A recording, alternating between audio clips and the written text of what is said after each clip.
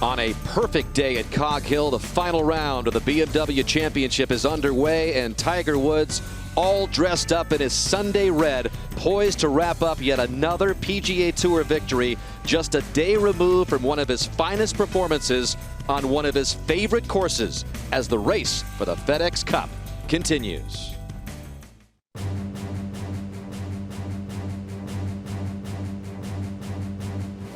Chicago, the city of broad shoulders, and there's been no more striking a figure on its golfing landscape than the player who towers above them all. And Cog Hill has been nothing short of his home turf, the keeper of one of the oldest trophies in American golf 4 times. The latest title 2 years ago, propelling him to lift the sport's newest and shiniest. And yesterday, the game's closest thing to perfection painted one of the finest masterpieces of his celebrated career in a display of explosive precision and uncanny touch. Tiger Woods showed us all once again what can happen when his incomparable arsenal all comes together. A course record 62 seemed like it was no sweat. As the secret's out again, when he's at his best, he simply has no peers.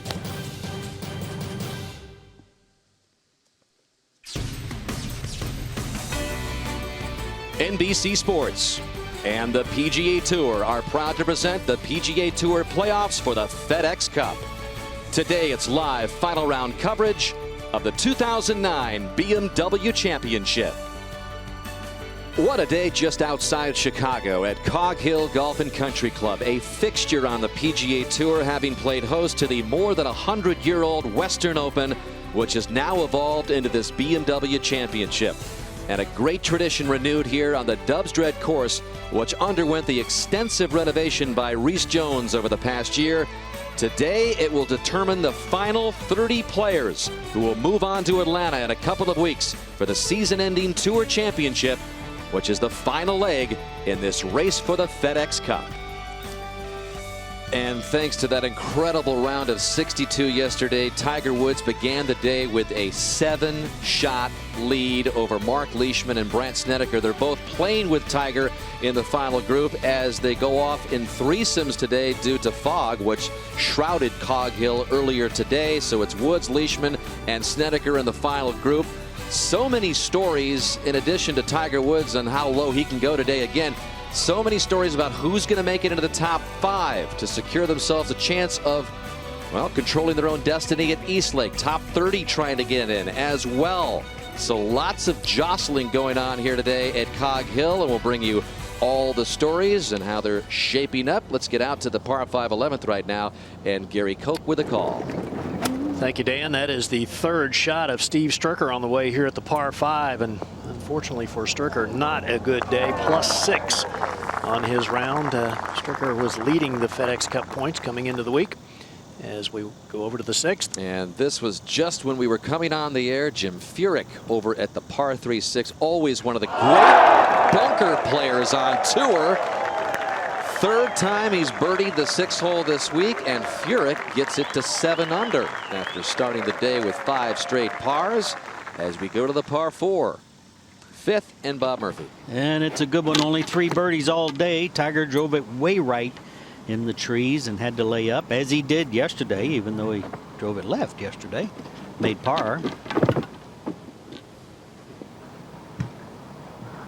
64 yards to the front. Got 92 to the hole.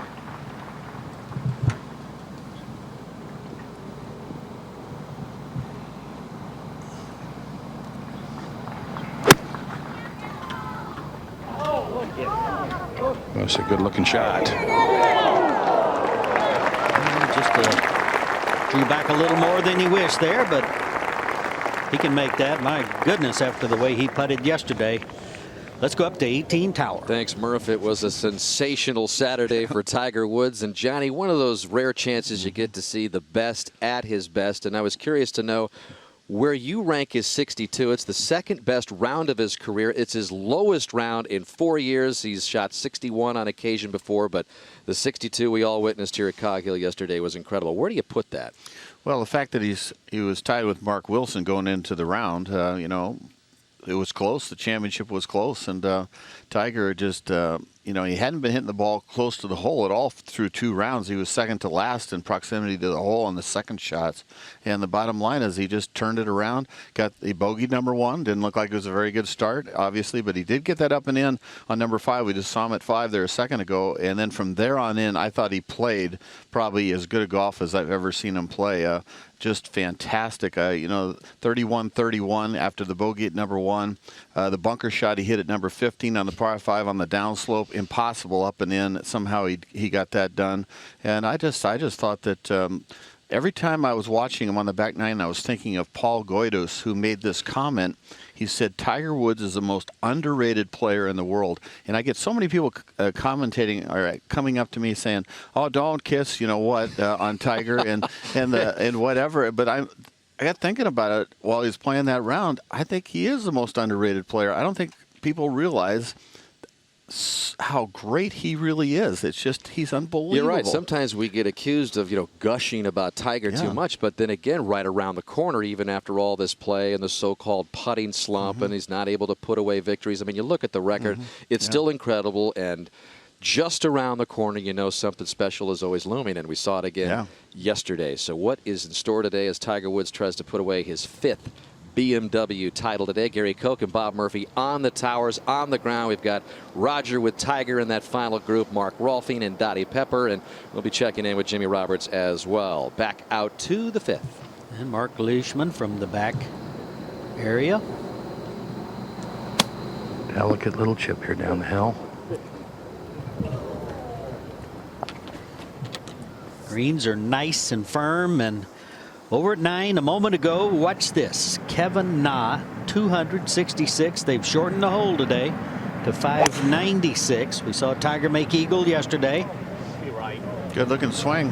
Hole location right in the front, Johnny. He just runs it right up the avenue. Watch out. We saw a double eagle last week. John Senden. What a shot. Back to 8. Nah. Over at the 8th, we've got O'Hare for par. And Dottie, this is a guy making some noise today who could really make a nice appearance at Eastlake. He certainly could, and I think had a little bit to make up for after not a great weekend last weekend at the Deutsche Bank. O'Hare beginning the day at 5 under, a couple of birdies at 3 and 4, stays at 7 under. As we go over to Brandt Snedeker, and this is a par attempt, Murph. It is that. Should drift a little to his right as it comes down. Well hold. He's putting great right now. Murphy's been working with an alignment laser, and it's really made a difference. Up to 11. And the birdie putt for Stricker, just under 7 feet. Should turn a little to his left. And Johnny, you have to think he's just run out of gas. He's kind of conceded that Tiger will probably win here, which we all have, and that means he would drop out of the top spot. You get a letdown after you win, unless you're Tiger Woods. That's exactly right, as we go to 5.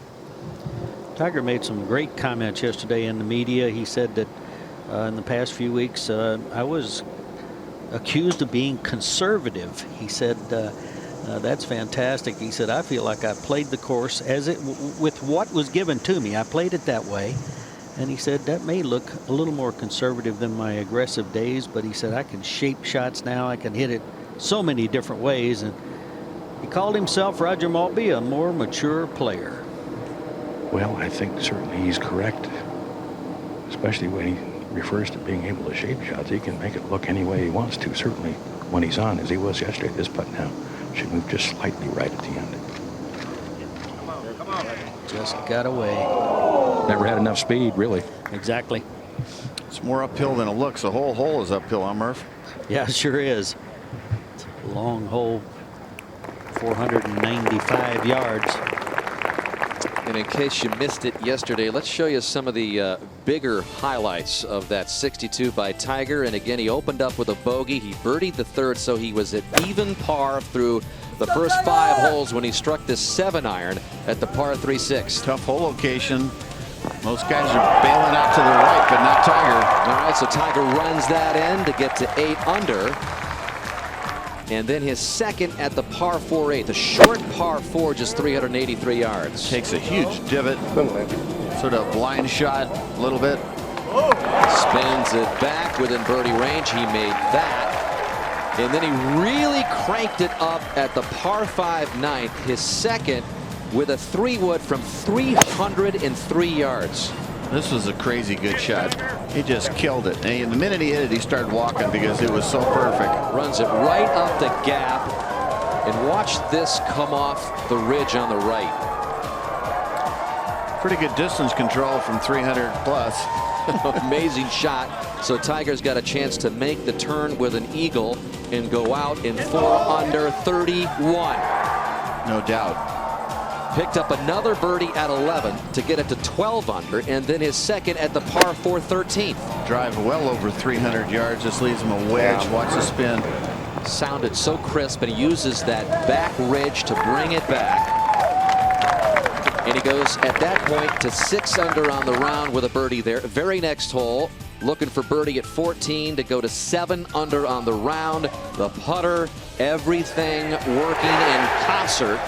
So at that point, he was 14 under for the championship. And Johnny, this is the play you described at the 15th. It was pretty impossible. Most guys would miss the green from here, have to play it to the left. Otherwise, you'd go into that long rough, and he just tilts his shoulders and just nips it as close to the ball as you possibly can. Made that birdie coming back. An amazing up and down to get it to 15 under. Par 16, and then his second at 17. Another good tee shot. Get back there. He was trying to hit a high cut, and he does. And look at this. Beautiful. Underneath the hole. Pretty straight in 5-footer. Made that to get to 16 under. And then he made a 2-putt par on 18 for a course record 62, the third 62 of his career. He's shot 61, as you can see there, 3 times, but some amazing numbers for Tiger. How about his third round scoring average as a pro in this tournament? It's 66 and change, as he made another huge move yesterday here at Cog Hill. Well, he saw the break here. He knows his left edge. Slow.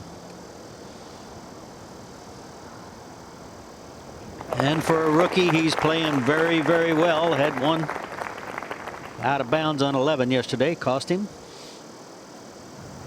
And this was a moment ago at the 6th. We just saw Jim Furyk hole it out here. Yeah, Furyk was quite lucky. His ball would have been 10 feet by, and it one hopped it in there. Nice play by Patty. Should be able to remain at 7 under par. And over to the 8th, second shot for Bubba Watson, who is playing well today. You can see that red 34. That's just outside the 30 who get into Eastlake. So Watson could be playing his way in to the Tour Championship today. That is the projected standing right now for Watson at 34. So he needs to keep improving here to get inside of that 30 number. What he needs is a win. He's had 3 second-place finishes on tour. He's Tiger Woods' sparring partner. He really is. I mean, Tiger gets a kick out of him because he plays nothing but big slices and hooks, and it's very creative. I think it's really influenced Tiger's game for the better. I really do. I think he has Tiger owes a little something to Bubba. Well, he drops that into the bunker in front of the green. Verplank just a little ways away from par at the first. Again, we had players going off both tees today, so Verplank started on the 10th.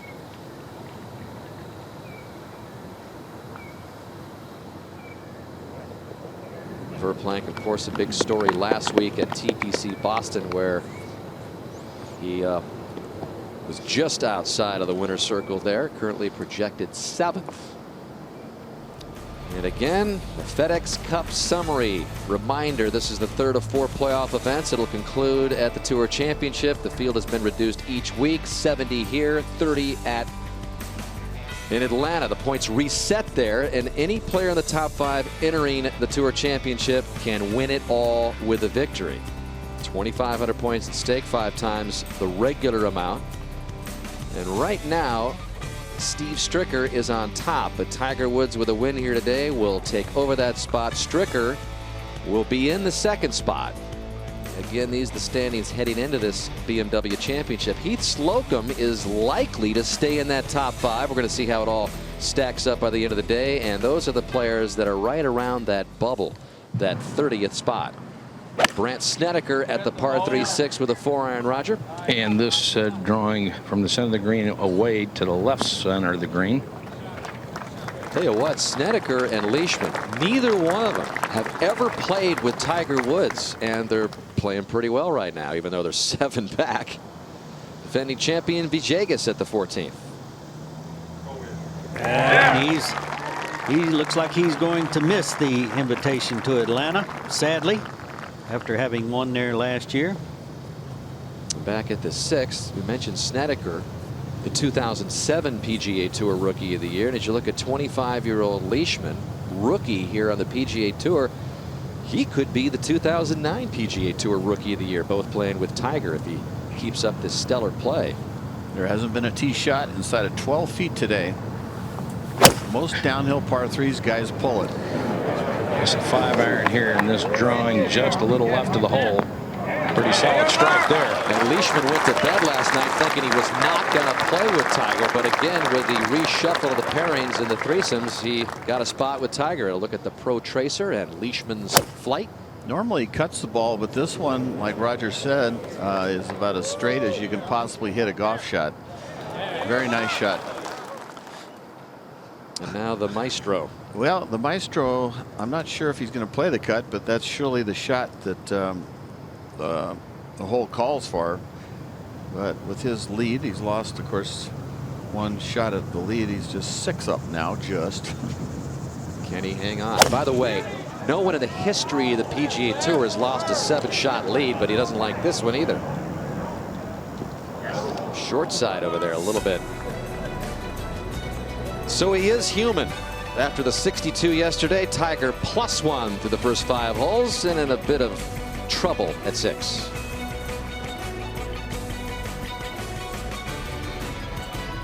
Cog Golf and Country Club, really a different course. The course reopened in May of this year after being closed since the 2007 BMW Championship. Reese Jones came in. All of the bunkers were rebuilt and deepened. All 18 greens were rebuilt, and this is one of those bunkers that Tiger has found. Yeah, he's 8 for 8 in bunker saves this week, which is pretty off the charts with these new deepened bunkers, Roger. Yeah, he was in one back at the 3rd, got it up and in there. Perfect lie here. Not much green to work with, but perfect lie. Nice little thump. Perfect. Perfect thump. 9 for 9 for Tiger. That's some bunker playing this week. I like what Snedeker said. He said, you know, we've got a chance if I play, you know, an incredible round and Tiger has a heart attack out there. Watch this little strike. That's just about how far behind the ball you want to hit it, folks. Did you hear a nice little thump and the ball spinning? That's one for the textbook right there. That was it. That was a 10 on 1 to 10. Well, you might be wondering about Tiger's largest 54-hole leads. Remember when he won at Pebble at the U.S. Open, he led by 10, went on to win by 15. He's had the huge lead at the Masters, increasing that one, also at the Bridgestone. So he's got a history of when he's had these big leads of increasing them. So what is he going to do today here at Cog Hill? Over at the 8th, Bubba Watson for par after he dumped it in that bunker. Not sure his ball might have buried in that bunker to have that long of a par putt. Picks up his first bogey of the day, falls to 6 under, and over at the 2nd, Verplank's tee shot, par 3, 183 yards today.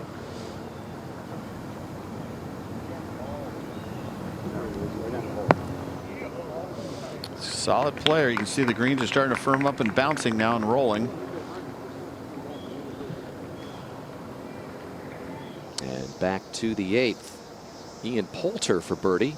You can see he's just outside the top 30 number, so playing for a life in Atlanta. Yeah. Oh! Poulter, after a dismal start, started off +6 to the first 7 holes, back to even. Now Harrington at 7. And his second shot on the way. From 170 yards, Gary. It looks like a good one. That's a beauty over here to this left hole location, Johnny. And incredibly, no birdies here at the 7th hole so far today. Wow. Up at 9. This just earlier, Sean O'Hare's second shot now at the par 5. 277. Tiger yesterday had 276. Maybe the best swing on tour, Bob Murphy. Boy, it works. Look at the hop. We're getting a lot of firm bounces today. And that left for eagle. Back to 6. Where Brandt Snedeker has already missed his birdie attempt, but Mark Leishman has a chance. You know, you can't underestimate the moment here for a guy like Leishman, Johnny. Rookie on the PGA Tour. Nobody really knows who he is. Yeah. They're starting to know who he is. Now he's in here in the final group with Tiger and has played well, trying to keep it together and get himself a spot at East Lake. The only reason he's here is that he eagled the final hole last week at TPC Boston, so it's a great story. His life has changed from a little town in Australia, 25 years old. Seems sort of nonplussed about the whole thing, doesn't he? He just sort of like, hey, I can do this. I think he's starting to say, hey, these Americans are not that good. I can play with them. Besides that Tiger guy. Yeah, besides Tiger. Sean O'Haire now trying to make the big eagle.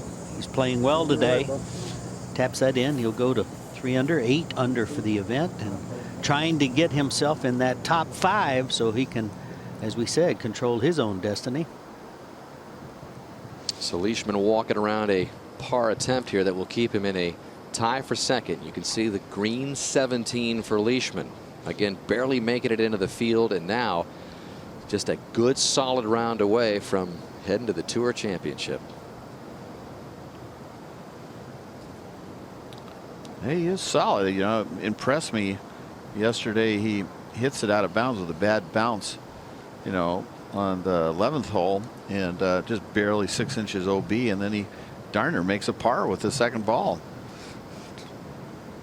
He's played extensively in Korea. It has helped him prepare for his career over here in the States on the PGA Tour. No 3-putts this week, so it's good stuff. Back to the second for Plank, trying to pick up a birdie here at the par 3. Great putter, always has been. Won this event as an amateur.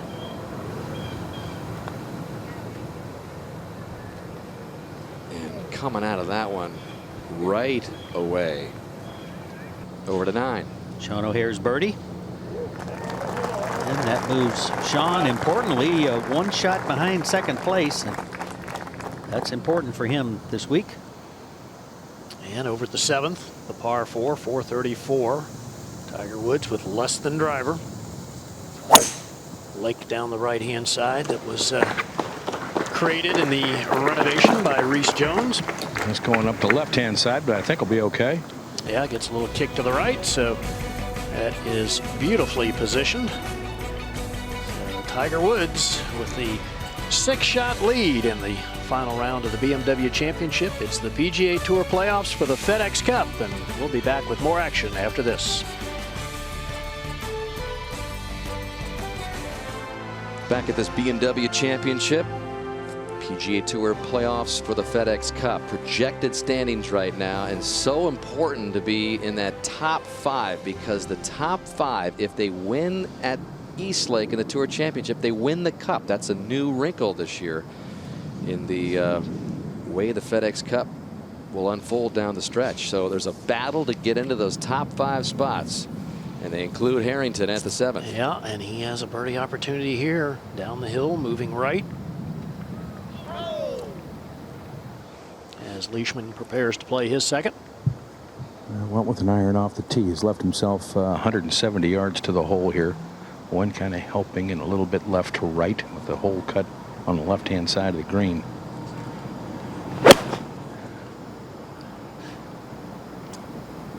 Good looking balance. Well, it's a good looking shot. Yeah, but it lands a little on the downslope and just trickles through almost to the identical position where we just saw Harrington putt from. And Tiger will be next. 158 left. Practicing a baby draw swing, Gary. Yeah, well, look at this stretch of holes, Johnny. 7 through 11. Of course, 2 par 5s in that stretch, but he has played them 11 under this week. Sort of a contradiction, isn't it, Roger, playing a draw off a fade lie? Yeah, ball a little bit below his feet.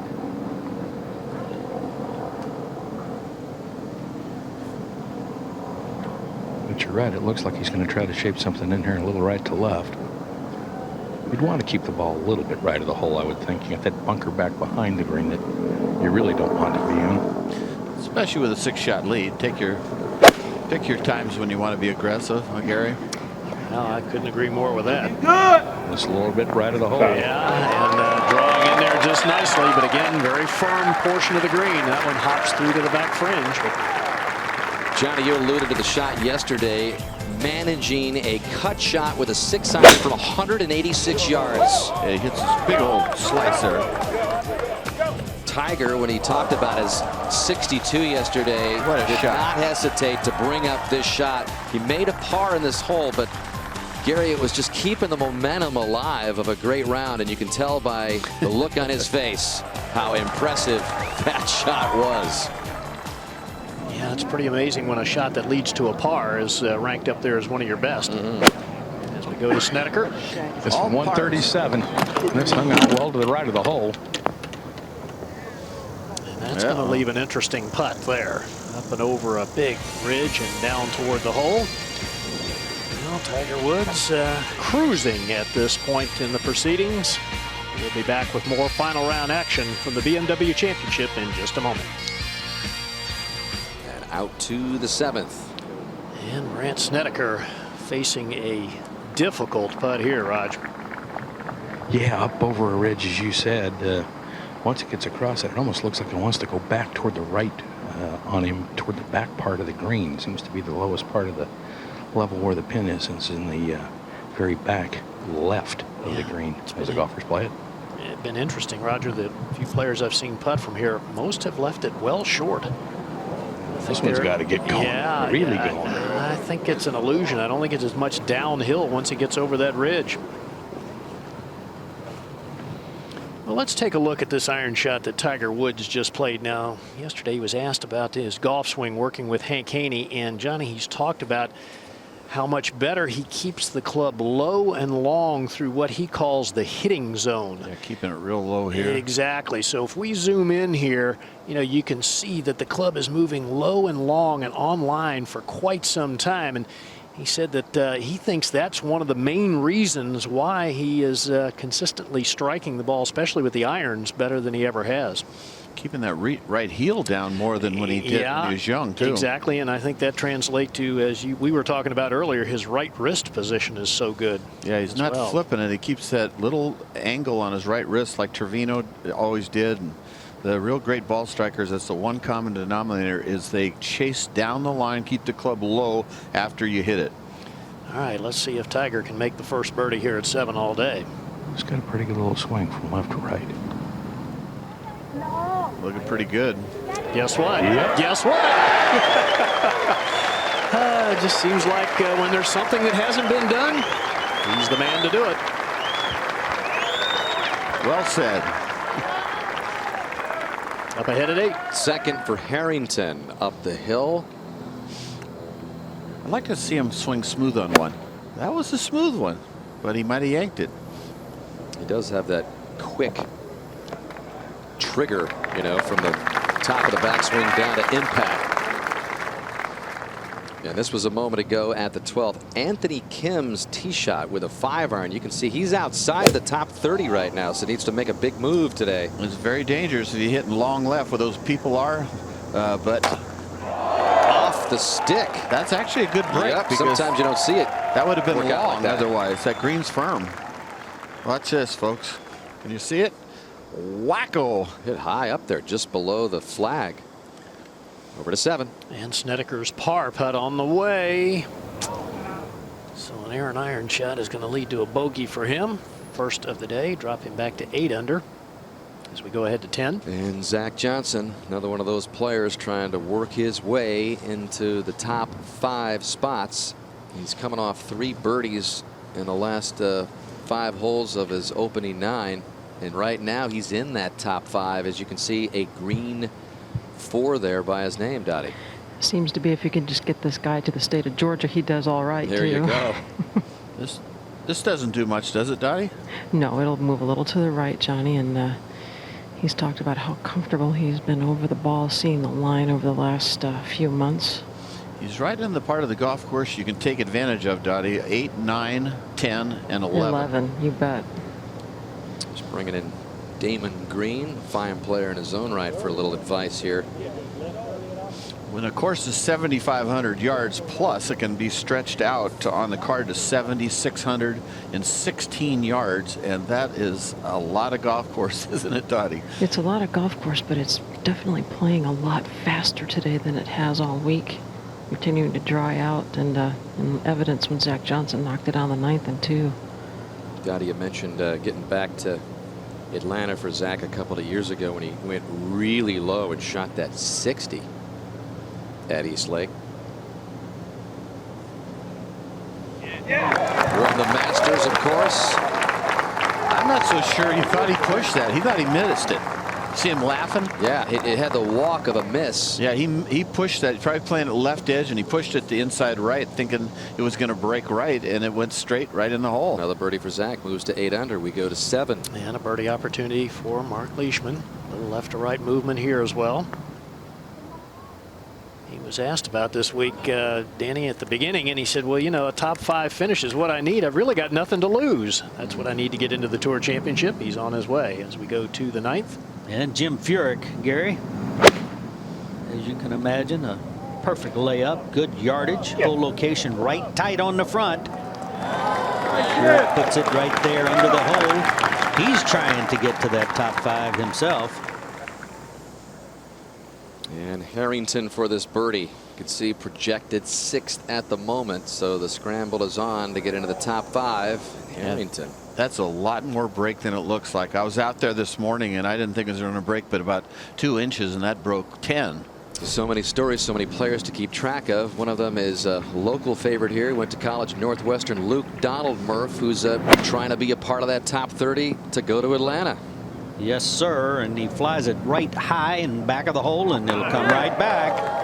And just left of his name, if you watched in green, was a nice little 29th place projected, which is good. Anthony Kim for birdie, help improve his position, and hopes for Atlanta. Nicely done. So off the stick and in the bottom of the cup for AK. And that is 3 birdies in a row for him after 3 bogeys in 4 holes previous. Tiger by 7 at the moment. This is the 106th playing of this tournament, formerly known as the Western Open. It's evolved into this BMW Championship, the 3rd oldest event on the PGA Tour. The inaugural event was played in 1899 at Glenview Golf Club in Chicago. Willie Smith, who also won the U.S. Open that year in Baltimore, won in a playoff. It's got great tradition, and of course so much support in the area here for this tournament through the years. Out at the 9th. And Luke Donald for a very important birdie now, just a moment ago.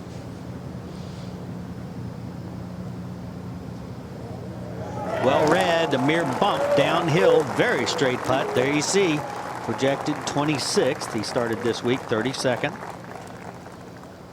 And now Furyk for birdie as well. See this new grip he's got.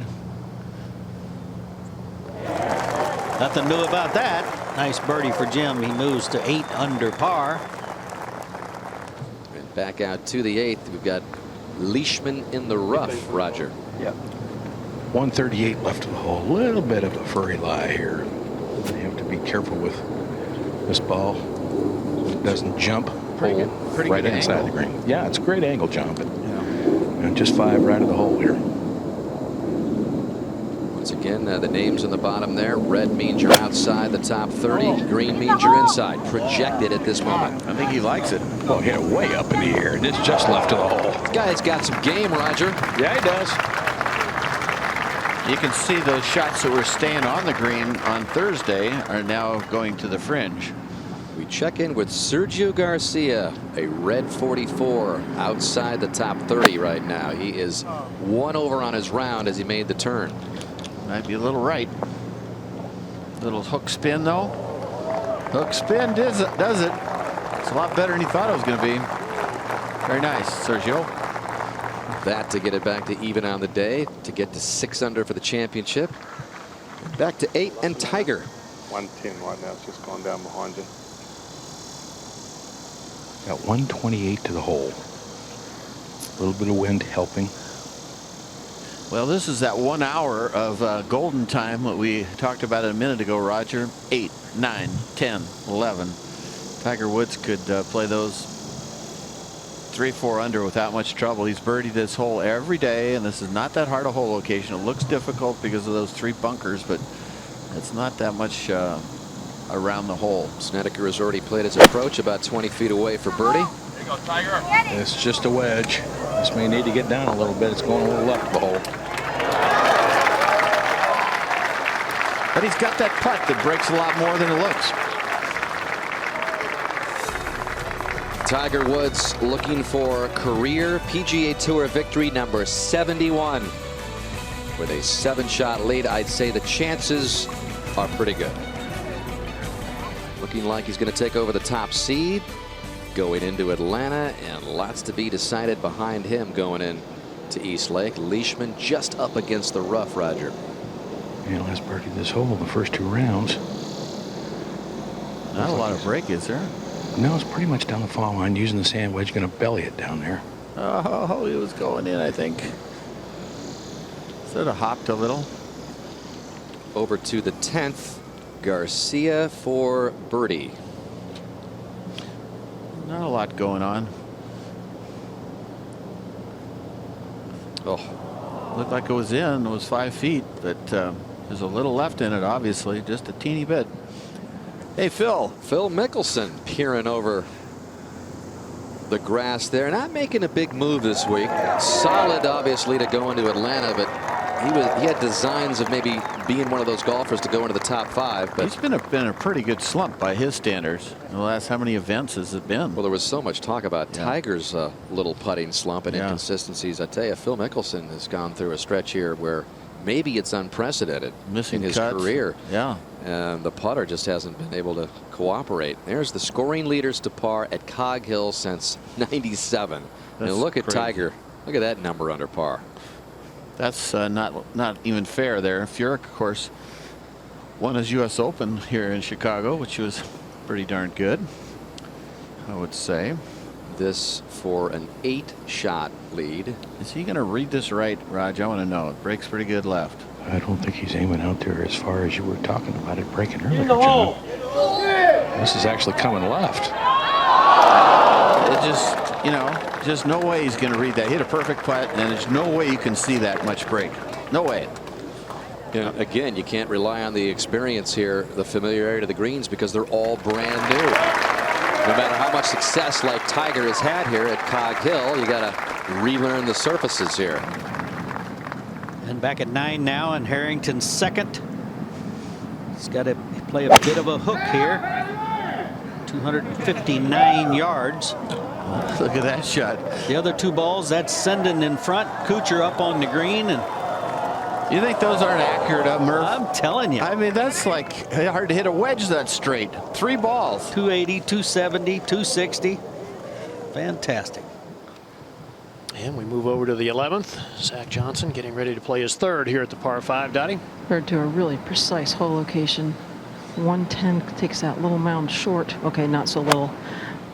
Out of play. Don't go long, huh? No, you Long don't or wanna, right. That's right. Little shelf on the far right-hand side of the green.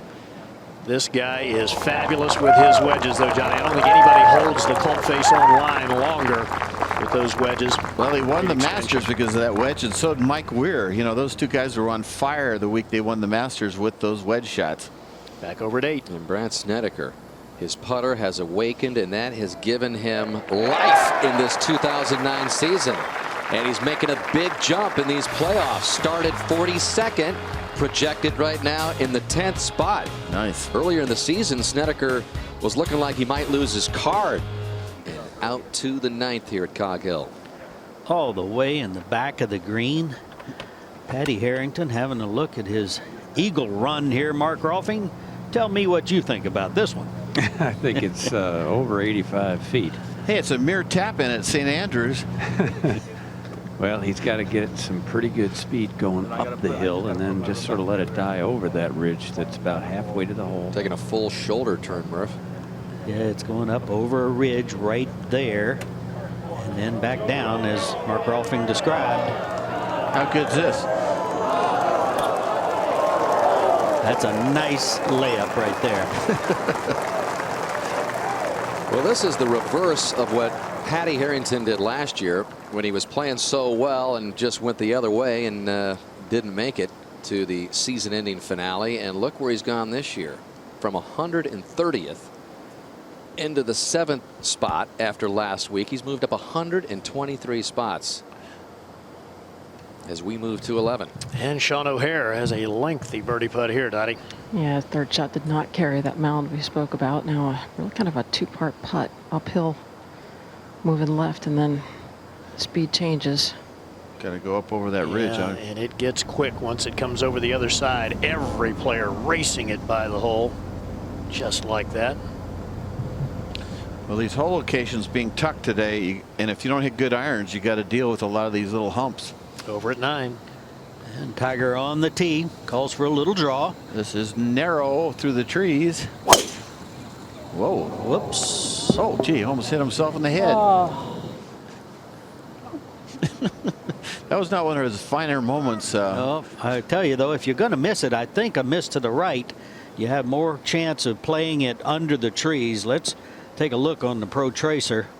This will be a definitive one here. That looked like Southern Hills at the U.S. Open. Remember, he was hitting everything right there. See the upper body and see if he gets. Look at that down and then up. Yeah, he downed and up. He sure did. Can't get it back square there. He Look was at this. officially tagging oh, that. man, Tiger. that would have hurt. I'm telling you, if that would have hit him in the head twirling like that, down goes Tiger. I don't know about that, but it would have hurt. Yeah, let's go forward to the green here, and John Senden from the front of the green for eagle. Senden of double eagle fame last week. Mark Rolfing. Well, and he could use an eagle right now. +3 for the round. It's not on the putting surface, but just 15 feet from the hole, so a good look at it right here. Hard enough. Well, you kick yourself when you leave one of those short. Over to 10. And Jim Furyk from short range for birdie. Maybe he could move up into that top 5 coveted position today. Boy, he's good. Yes. He's the other underrated player. He's won 13 times the U.S. Open, and I'm telling you, he just will not go away. He's just for real. Tie for second right now with his 3rd birdie in the last 5 holes as we go over to 11. And Sean O'Hare's putt for his par. Good news here, back uphill. That nicely done, so he'll remain at 8 under. Back to 11. And Zach Johnson with a pretty short putt now, Dottie, after a beautiful wedge shot in there. Wonderful wedge shot. I think it illustrates how good both he and David Tom's wedge shots were, that Sean O'Hare putted for par first. Dottie, yesterday Zach was having some issues with his right shoulder, very sore, kind of tight. Have you noticed anything today? Not one bit. He seems to be no reactions or any different. Seems to be moving through the golf ball with no additional effort. Well, this for 3 birdies in a row. Chance to move it to 9 under par.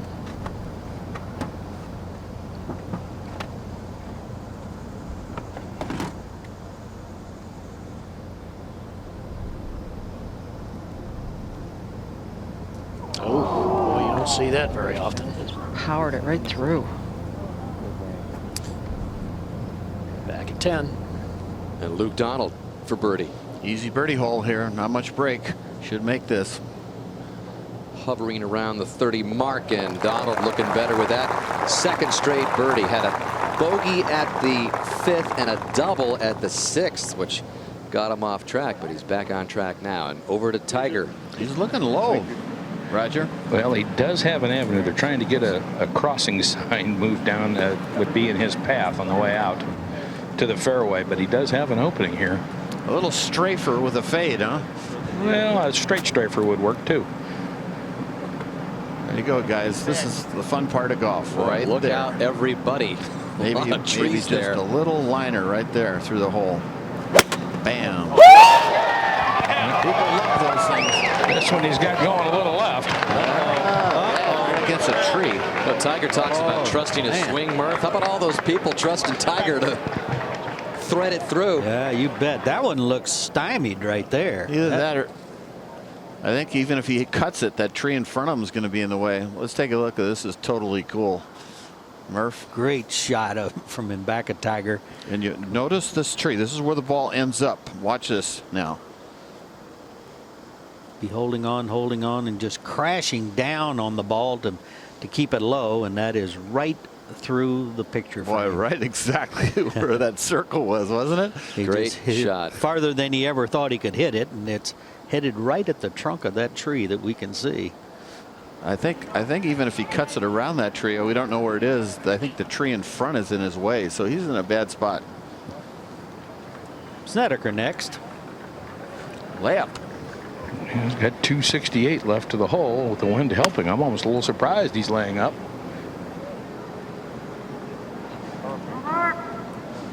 Yeah, he must not be comfortable with the draw that's needed to go around the trees there, Rogers. The only reason I can think. Pretty smart. Look at that. You can see the huge bunkers there. Very similar in design. And then back down to 9 fairway and Mark Leishman. And 244 left to the hole.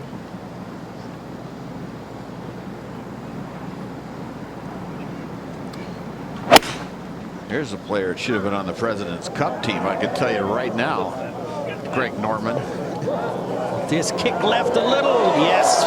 What a good shot. It's going to go into that mound and collect back. Should come back another 2-3 feet, I believe. Isn't that why you got the captain's pick? You pick somebody that's playing good, that's hot. He missed that one, didn't he? Well, he went with Yo Ishikawa, and then he went with a big surprise Adam Scott. We'll see how it all turns out at Harding Park next month. Yeah. Yeah, maybe Adam Scott will be the best player there. Certainly going to add to the intrigue of the whole President's Cup, that's for sure. At 16, we've got, or 15, we've got Steve Stricker. Yeah, the man who sits currently in second place in the standings. Johnny, they are eating up this 15th hole today. Very easy hole location. A lot of balls close in too. You believe how straight he hit that? That thing was within an inch on line. That from 240 yards, so he'll have a nice eagle opportunity. Easiest hole, huh? Yeah, stroke average is 4.33 today as we go over to the 9th. Can't see Tiger's reaction to that wonderful spot that he's in. This 9 playing very differently today. Tiger's even, Snedeker's even, Leishman's even. Let's go to 12. 196-yard par 3, Murph, and we've got Zach Johnson on the tee with a 6-iron. 190 to cover that bunker that's right between he and the flagstick. Trying to play a little turning shot to the left in there. Asking for it to get going, and it is there. Plenty. Not much tilt from back to front there, so a guy hitting a draw is just not going to bite. But that's a good shot. Working on a 3-under round. He's a solid player. Well, what's going on over at 9? Well, Tiger has 112 left to the hole, and he does have issues with the tree just ahead of him. It's very thin, the grass underneath this tree, and the ball's sitting in maybe an old divot or sitting down in a little bit of a hole. Well, you can play a draw, huh? Well, he's going to have to try to do that. You know, the question is from this distance and from the way the ball's sitting, can he get it to turn over left? But yes, he has to try to play some kind of draw. Well, here he is fully engaged again. You know, from the shot that we saw, Bob, it looked like it was farther up in there, you know. Did indeed. Yeah, it looked like it was right up against the trunk. This is hard, isn't it, Johnny, to put significant draw on a 112-yard shot? I don't think it's that bad. What you want to do is you play it back in your stance and you play a low trap draw so that it will stick in the grooves. If you try to hit a high draw, a lot of times it just won't catch the grooves and it won't turn. Yeah, I'd be worried about how much grass is behind the ball. I would play a low draw and just skip it in there with spin. I mean, I think that he could hit a low little spinning low hook. Murph, I'm more from your school. I think it's pretty hard to get the ball to turn over in this kind of shot. He's got to aim it just at the left edge of that right bunker, right edge of the green, just in that area. That's the hit, just like that. Looks easy with that telestrator, doesn't it, folks? Oh, that telestrator smooth every time. There it is, low draw. I think back of the right foot. I think he's going to do exactly what we talked about.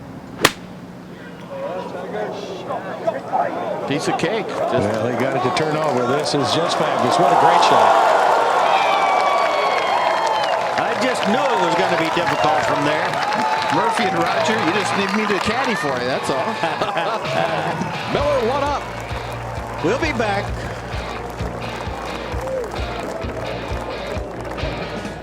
And Stricker's eagle putt up the hill. Turning a little to his left. Is it an eagle? Well, we've already seen 5 here today, Johnny.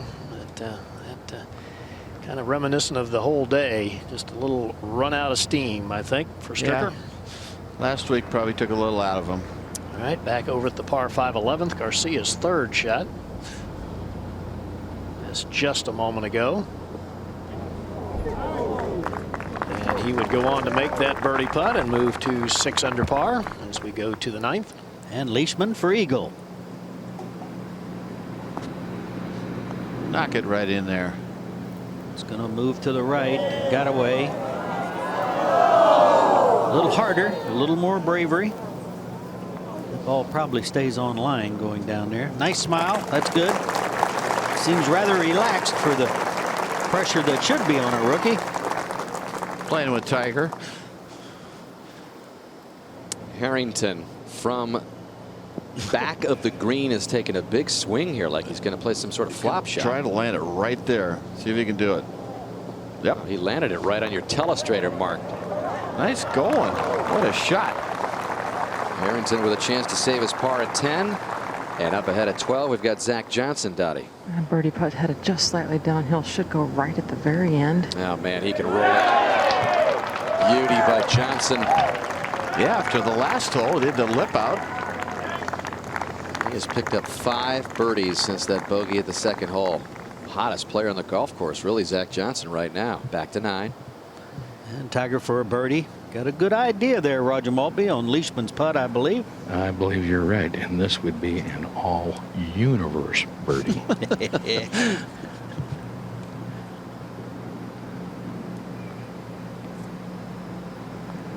How's it look, Bob? Looks very nice. It looks all universe. It looks all universe. Mr. Universe. How'd you like that, Raj? Come on. Roger, I think the only job better than yours is Steve Williams, Tiger's caddy. It's at 50 yards to the right in the woods, back across to the left woods, hooks it around the tree. Up and down from behind a tree, Murph, from where he was. Out to 12, and Sean O'Hare, who was the 54-hole leader last week at the TPC Boston before it got away from him. Well, he certainly putted beautifully the first 3 days up there at Deutsche Bank. They'll need another one here.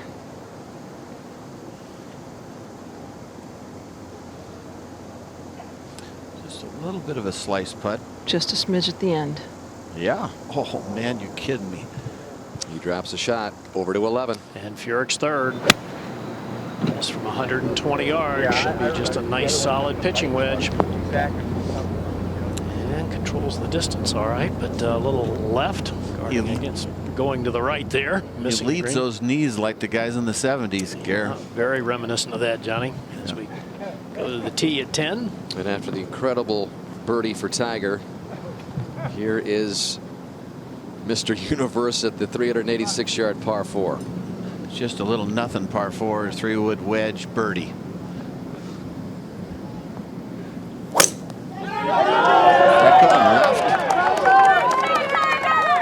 That going left, folks. It is, Johnny. Well, you got a good bounce. Hangs on though. Got a slice bounce with a hook. Up ahead on the green. This would be a nice up and down for par, Mark. Yes, it would. He's got it below the hole. Love the way his ball rolls, Mark. It's very good from this distance. It's not the way he normally knocks him in. Usually he moves the hole back about an inch when he hits it. Harrington stays at 8 under, and we go all the way to 18. And the defending champion, Camilo Villegas, who is outside, well outside that top 30 number.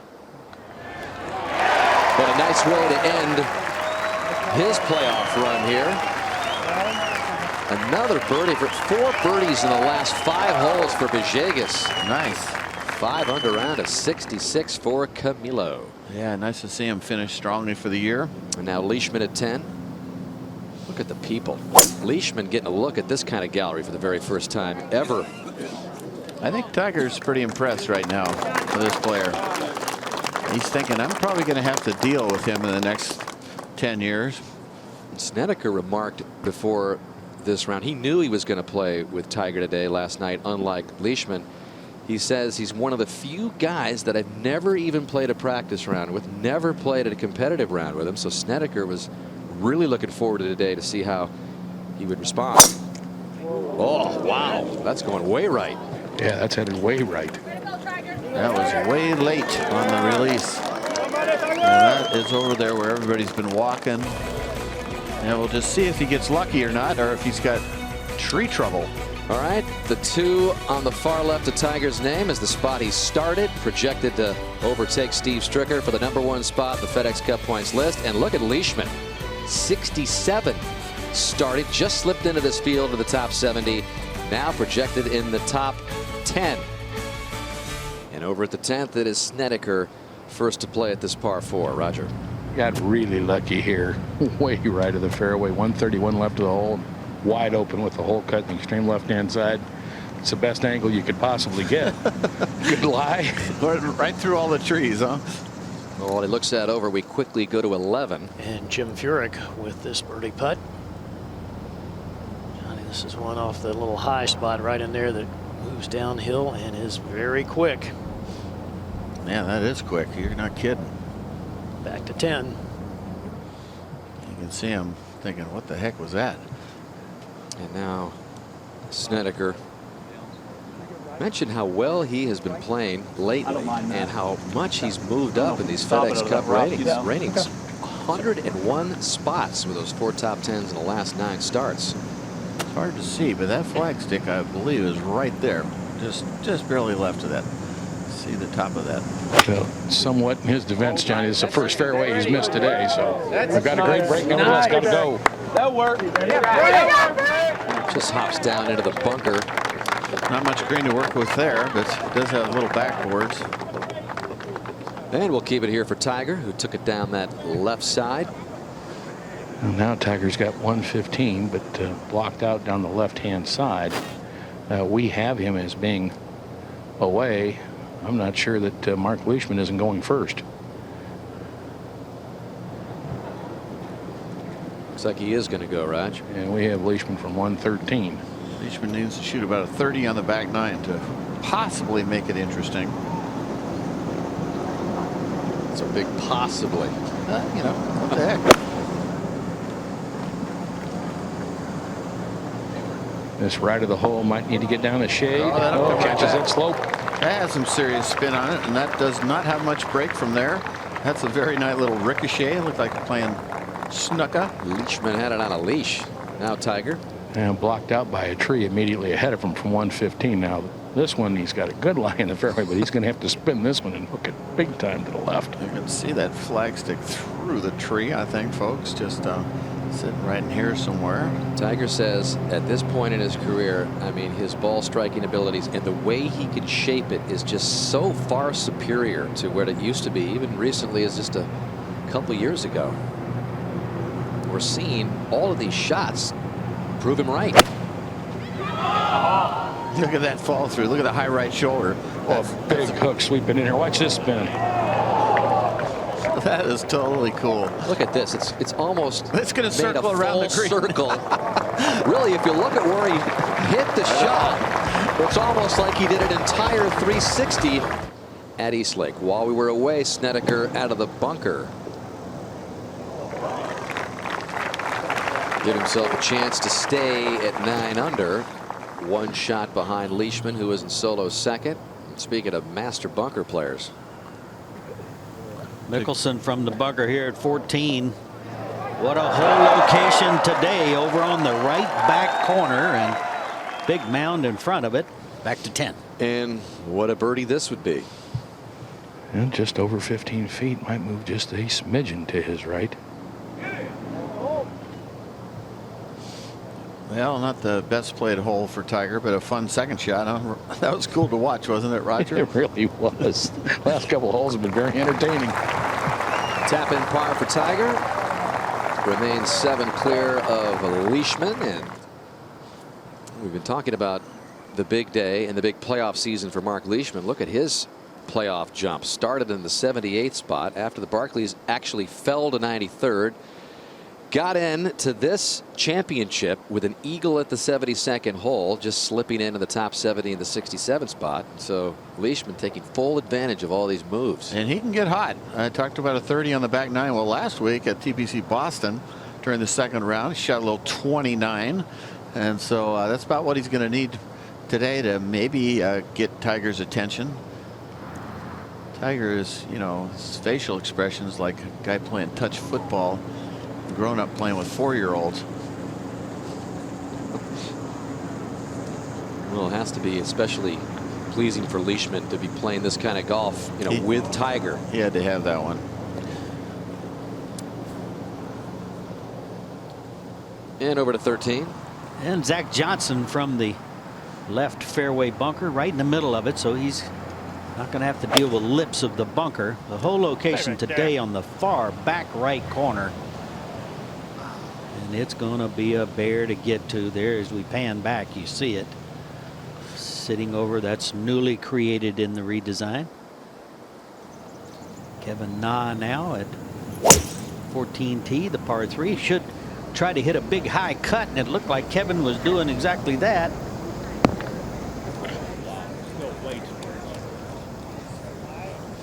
He's got it on the far corner.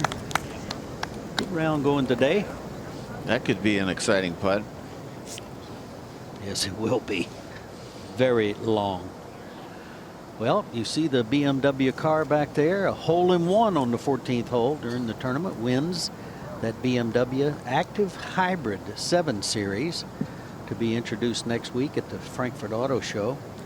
And more importantly, BMW will award $100,000 on a 4-year Evans Scholarship to Hannah Keith for the first player to make a hole-in-one on any hole. Stay right. Stay right. Sabatini's shot. Be right. Be a really wonderful thing for the Evans Scholar program, which is incredible here in the Chicago district. Let's go to 11. And Harrington going to play his third shot here at the par 5 from the left rough. And he got it to the left rough from the right rough. Gary nearly drove the ball out of bounds here. Yeah, will that hold? Yes, it does. So it gets it up on the proper level on that little shelf. So we go back to 10. And this was a moment ago. Snedeker trying to remain at 9 under. Pretty straight putt here. Try to play it left edge. It doesn't break. It's very flat around that hole.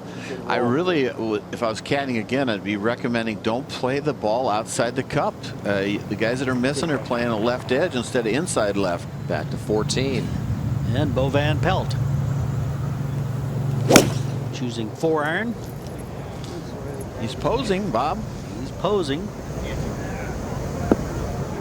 And he's got it up. Oh, it didn't kick. If he kicks straight, it comes right to the hole. It's almost impossible to get it close here. It's a huge mound in front of the hole. Yeah, that brown spot there is just repels it short or long. And what a putt that will be as well. There you see they call the group of bleachers and whatnot, entertainment in back of that hole, the Pork Chop Hill. BMW has their BMW owners up there. Tiger. Back to Tiger. And on the tee at the 11th, par 5, 610 yards. It was lengthened some 45 or 50 yards in the renovation. And we see longest courses on the card. Cog Hill, of course, at 76.16, the third longest.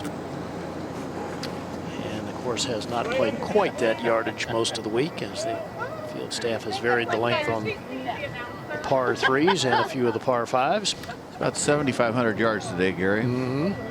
Here's a good look down at the 11th. What's the shot for him? A power, just a little fade? Yeah, I think so. Take it toward that left bunker. Let it peel a little to the right. Tiger has birdied the hole each of the first 3 rounds. Hit it right at 9, left at 10.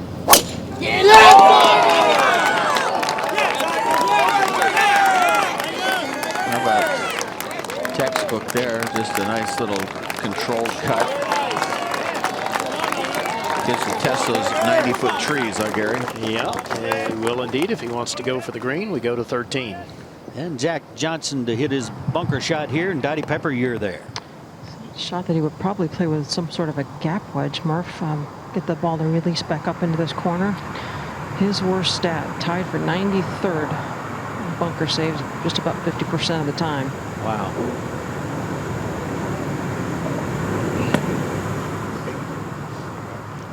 See him pop his head up there, Dottie, just instead of stand down on it, just popped it up like you'd see the guy in a Pro-Am. Huh. I didn't notice that myself. Let's go back to 11T. And Mark Leishman with his tee shot. This is where he hit it out of bounds to the right yesterday.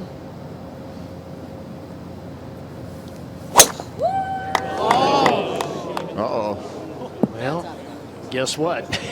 Sometimes a memory's a bad thing, Johnny. That one is way left. Yeah, that's a total response to the OB. Absolutely, to yesterday. Went out by 6 inches yesterday, by the way, folks. It hit the just right of the bunker, kicked right, rolled through all the people, trickled just out of bounds. I was over there this morning looking at it. Jim Furyk looking over a birdie putt at the 12th. Furyk is on the brink of having back-to-back winless seasons for the first time in his career, but over the last couple of years he's had a lot of top 10, 17 total, but winning has eluded Furyk for a long time now. Look at this. Oh, well, he's got one more shot, Nick, in 2 weeks, right? East Lake, he's gone 51 starts without a victory. And back at 13 now, and Sean O'Hare for a birdie. Dottie? He hit an enormous drive here, only at 135 yards to the front of the green, and although it's a long putt, it doesn't have a whole lot going on.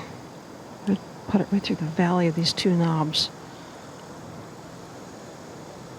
Pretty much exactly that, in the valley. He's got a knob to his right, knob to the left.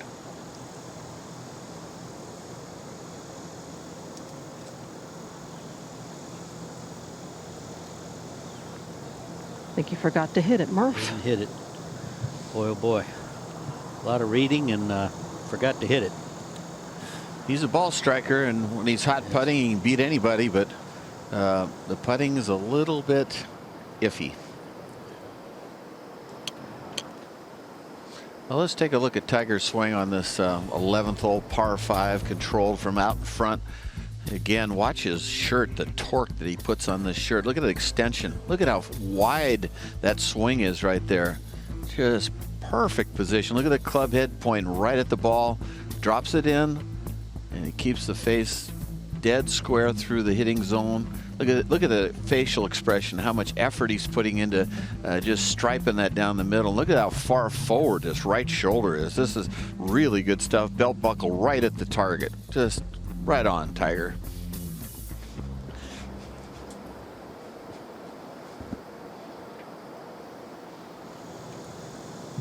And back at 13 again, and Zach Johnson for a par.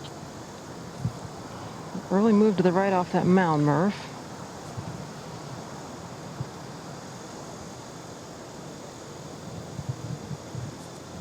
Bunker stats are really even a little worse if you look at how well the guy actually putts the ball. It's a two-part stat, and he just doesn't hit good bunker shots. Yeah. Greens have speeded up nicely today, I must say. The ball is really rolling. There you see the ball rolling out.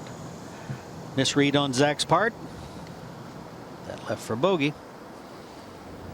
And over at 11, Harrington for birdie. It's just over 10 feet, moving to his left. No, that's always a little low. Up to 14.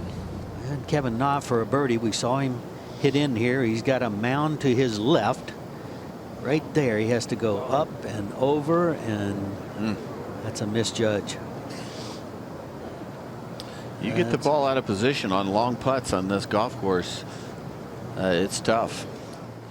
I think a lot of the players need that week off, Gary. Yeah, I would agree with that. I think the mental fatigue is starting to set in for a lot of these guys.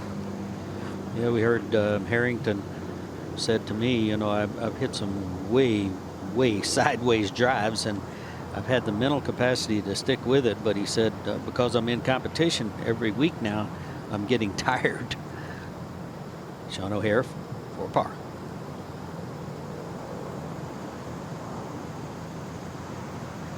How about the guys, Murph, that are around 28th, 29th, 30th, 31, too? Every shot, one birdie could move you within that top 30, will get you in the Tour Championship, or vice versa. I mean, it's a lot of pressure.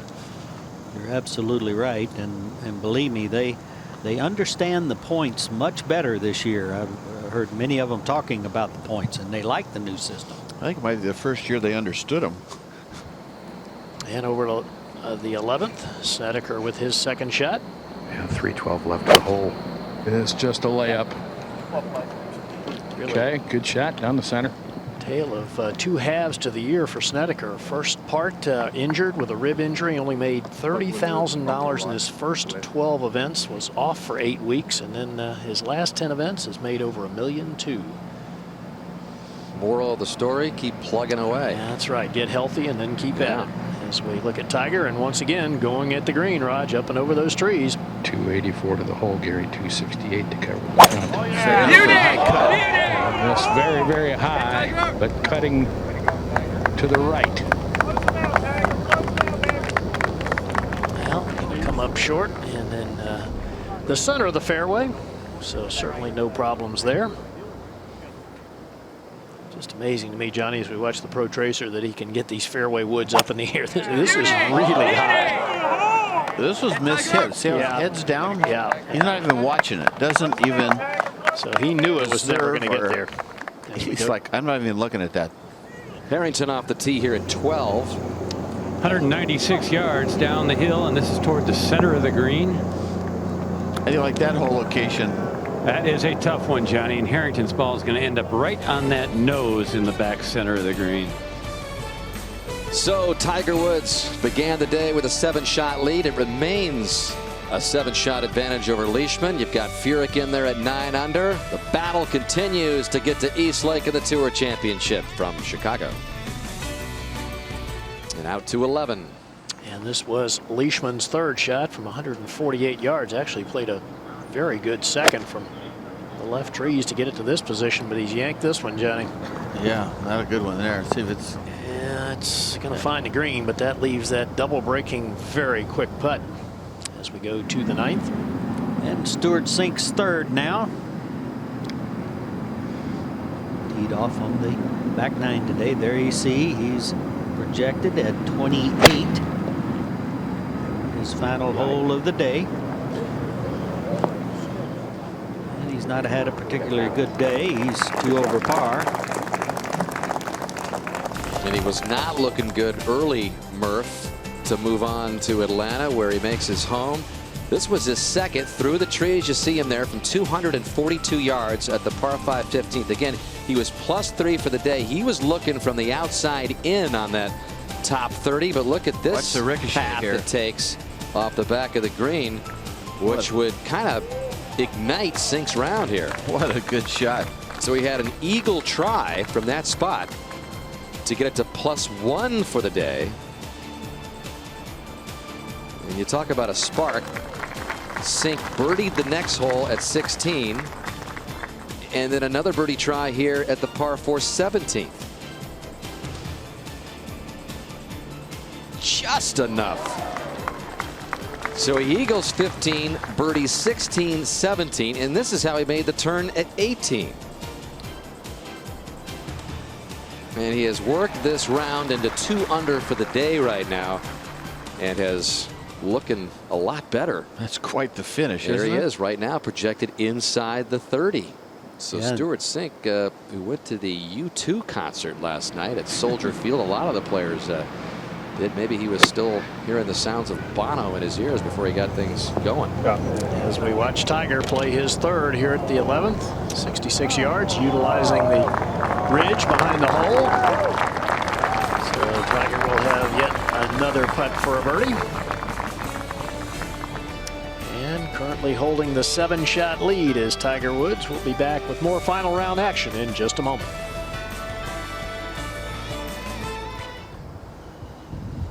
Welcome back at the 11th. Leishman for a birdie. Quick putt here off the top of the ridge, back down the slope.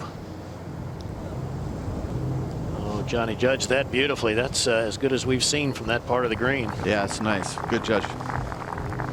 Ahead to 12. And Harrington with this tricky putt off of this ridge. This 12th hole's been playing tough today, I'll tell you that, Dan. Second toughest hole today. Well, this one is confusing, definitely, this putt. It's going to go right at first and then I think straighten out at the end.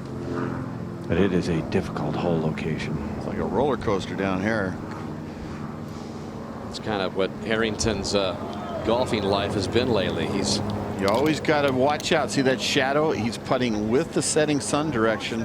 Grass is laying that way and coming off that hill. It's like a rocket. So the adventure continues for Harrington as we go to Zach Johnson at 14. And in the bunker again. Oh my goodness. Now he hit a poor one at the last hole, and that was an official shank. So Zach is really bothered by his sand game. And over at 9, Stuart Sink to finish up. Doing what he has to do. He missed the cut last week. That's no good. Makes birdie here. Goes to 3 under for the day, and now he'll be in the projected to be in the top 30 and on to the Tour Championship. He knows how important that was, Murph. Yes. Back to 11. And Tiger eyeing yet another birdie, Raj. And has left himself in a good spot here. You know, even a little wedge like that from 66 yards was so well engineered, Gary. If he'd have pitched it at the hole, he'd been landing on a downhill slope with the green going away from him. Instead, it elected to play a little left of the hole, use the slope behind the hole and left to kind of get it back over nearer the hole. So now he has kind of an uphill putt that should break a little bit to his left. Well, we saw that graphic. 93 under par on the par 5s at Cog Hill as a professional. He's quite the package, isn't he, when you really think about it? He's got the strength, he's got unbelievable will. He's just insatiable trying to win. Got more talent than anybody and works like crazy.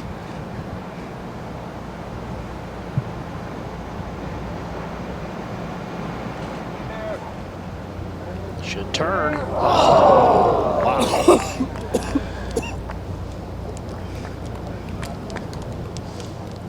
Up to 14. And I hate to say it, but Zach's next bunker shot. Boy, that was a great one there. It's terrific there. Had to judge that very close. You can appreciate how much downhill it is from back there where Zach was. Back to 12. And Harrington for his par coming back. Again, he's still fighting to get into that top 5, but losing another one there. Falls back to 7 under, and we go to 13. And Jim Furyk second now on the par 4. Remember that whole location way over on the back right. This from 159 yards. And the artist taps it right in there. Nearly tapped another golf ball. He's going to get a good read. And back at 14 now, and Sean O'Hare for a birdie. Goes a little left off the mound and then back to the right. O'Hare moves to -7. At the 12th, 196 yards. No way he's going at this flag stick with a 7-shot lead. Might throw it in the middle and draw it back. If he overdraws it, fine, he's a hero. Exactly what he's doing. Jumps right at it with a 5-iron. This hole's playing really tough. Only one player's been inside 10 feet today. That was Anthony Kim, who hit it 6 feet from the hole. 14. And Zach for a bogey now. Bunker troubles, and that's a double. And Zach falls back to -6. And look at Steve Stricker at 18 in the hazard. Not on the water, but still inside that red line. Much different final round today than it was for Steve last week at TPC Boston on Monday when he had that emotional win. Over to 12. Leishman is now ready. See where his eyes are looking. He's looking, as you can see, right out here at the tower. See his eyes? Not even looking at the flagstick. starts it right out there, just right. Is he going to play a draw? Or yeah, he's drawing it, John. It's just right of the hole if it gets up. Yes, what a nice shot. Roger, you've got to be impressed with him. I sure am. He can play cuts. He plays the draws. He's the real deal. 17. Well, this just a moment ago. Heath Slocum with a putt for a birdie. You see the green 3 projected to finish 3rd in the proceedings before heading to Atlanta. That's his first birdie of the day. 5 over par in his round. So a bit of a struggle, but still sitting in 3rd place. So he'll be one of those fortunate 5 who will control their own destiny. Yeah, how big was that par putt at the Barclays, huh? Oh, yeah, huge. Man. Snedeker now at the 12th.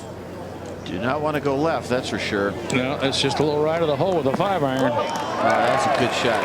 The greens are firm. Very major championship-like. And over to 13. And Luke Donald for a par. Just across the edge. Bogey for Luke. Let that tap in. Furyk has a nice birdie putt here. Let's go to 18. Steve Stricker for bogey. And cannot wait to get home to Wisconsin. Yeah, get a little rest time. As he said, you know, after that emotional win on Monday, he had a hard time getting to sleep. It's been a long road anyway for a lot of these guys playing a lot of golf. So Stricker will benefit as much as anybody from the layoff and the rest up before the trip to East Lake for the FedEx Cup. Jim Furyk now. Birdie putt. Plan for a sweeping draw. Got to see Mark Wilson's putt just a moment ago and right in the center, I mean. So Jim Furyk ties Mark Leishman. The old veteran running down the rookie. Yeah, the old veteran's like an ATM machine. Just ka-ching every week. Brad Snedeker has already missed his birdie putt, but Leishman has a shot at it here, Raj. Well, he does, and Snedeker hit a very good putt, looking for the ball to go right as it died, and it really didn't much. Looked out on the high side. That was going maybe an inch to the right, Roger.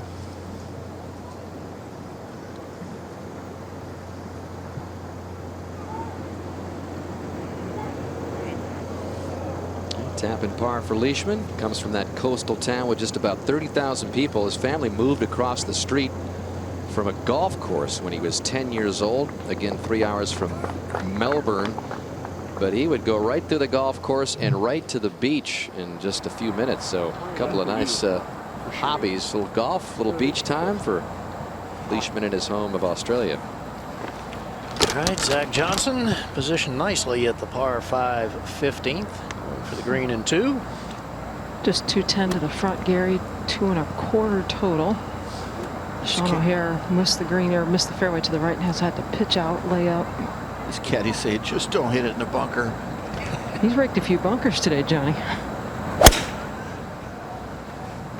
Hold it up, Win.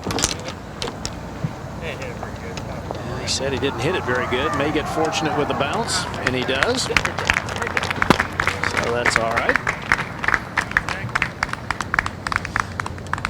I would imagine if the U.S. Open came here, Gary, that would be probably turned into a 4-par. I would agree, Johnny. Probably move the tees up ever so slightly. Play it at just over 500 yards.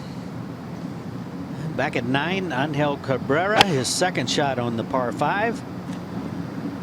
Is that an iron? That was an iron.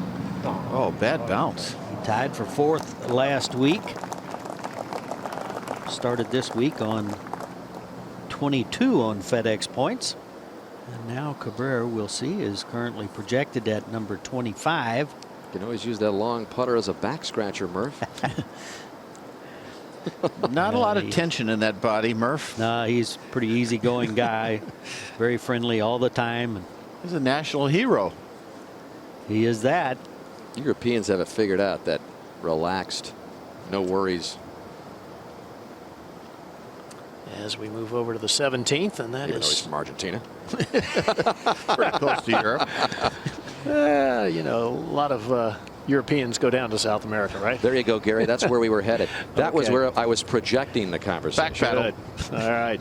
We see Steve Marino, who started the week in 26th position and is projected to finish there. So Steve Marino will be playing in the Tour Championship for the very first time in his brief career on the PGA Tour. First made a lot of noise at the Barclays when the first playoff event. He held the lead for a pretty good bit of the event. He's an aggressive player, Johnny. Yeah, he's sort of like a Calcavecchia, isn't he? That's exactly right. Likes to fade the ball. Big, powerful guy. And when he gets going, he can make a lot of birdies. All right, ahead to 18. Heath Slocum second. Right now in that fourth spot. Imagine if Heath Slocum went to East Lake, won the golf tournament, and won the FedEx Cup. I think he's pinching himself for the last 2 weeks after that great putt that he made to beat Tiger. Huh? But that's the possibility if he gets into that top 5. Over to 13. And Tiger, 486 yards in front of him. Slightly downhill and slightly downwind. Just don't go right, huh? Absolutely. Harrington just hit it left where Tiger is And signaling. this is 2. Well, that's way left. Ooh. Yeah, up Way above the left. bunkers. I mean, that is left to left, but that's got a pretty good break, I think. Yeah. Wow. And let's go to 14 now, the par 3 and Jim Furyk's tee shot following that birdie. Got a little hybrid out trying to play a cut. Safety first. Very Jim Furyk-y kind of shot. Absolutely. He can make it from there. And back at 13 now, and Mark Leishman. Well, he's aiming way left for a cut He here, sure Murph. is. Looks like he's aiming like for right in this area.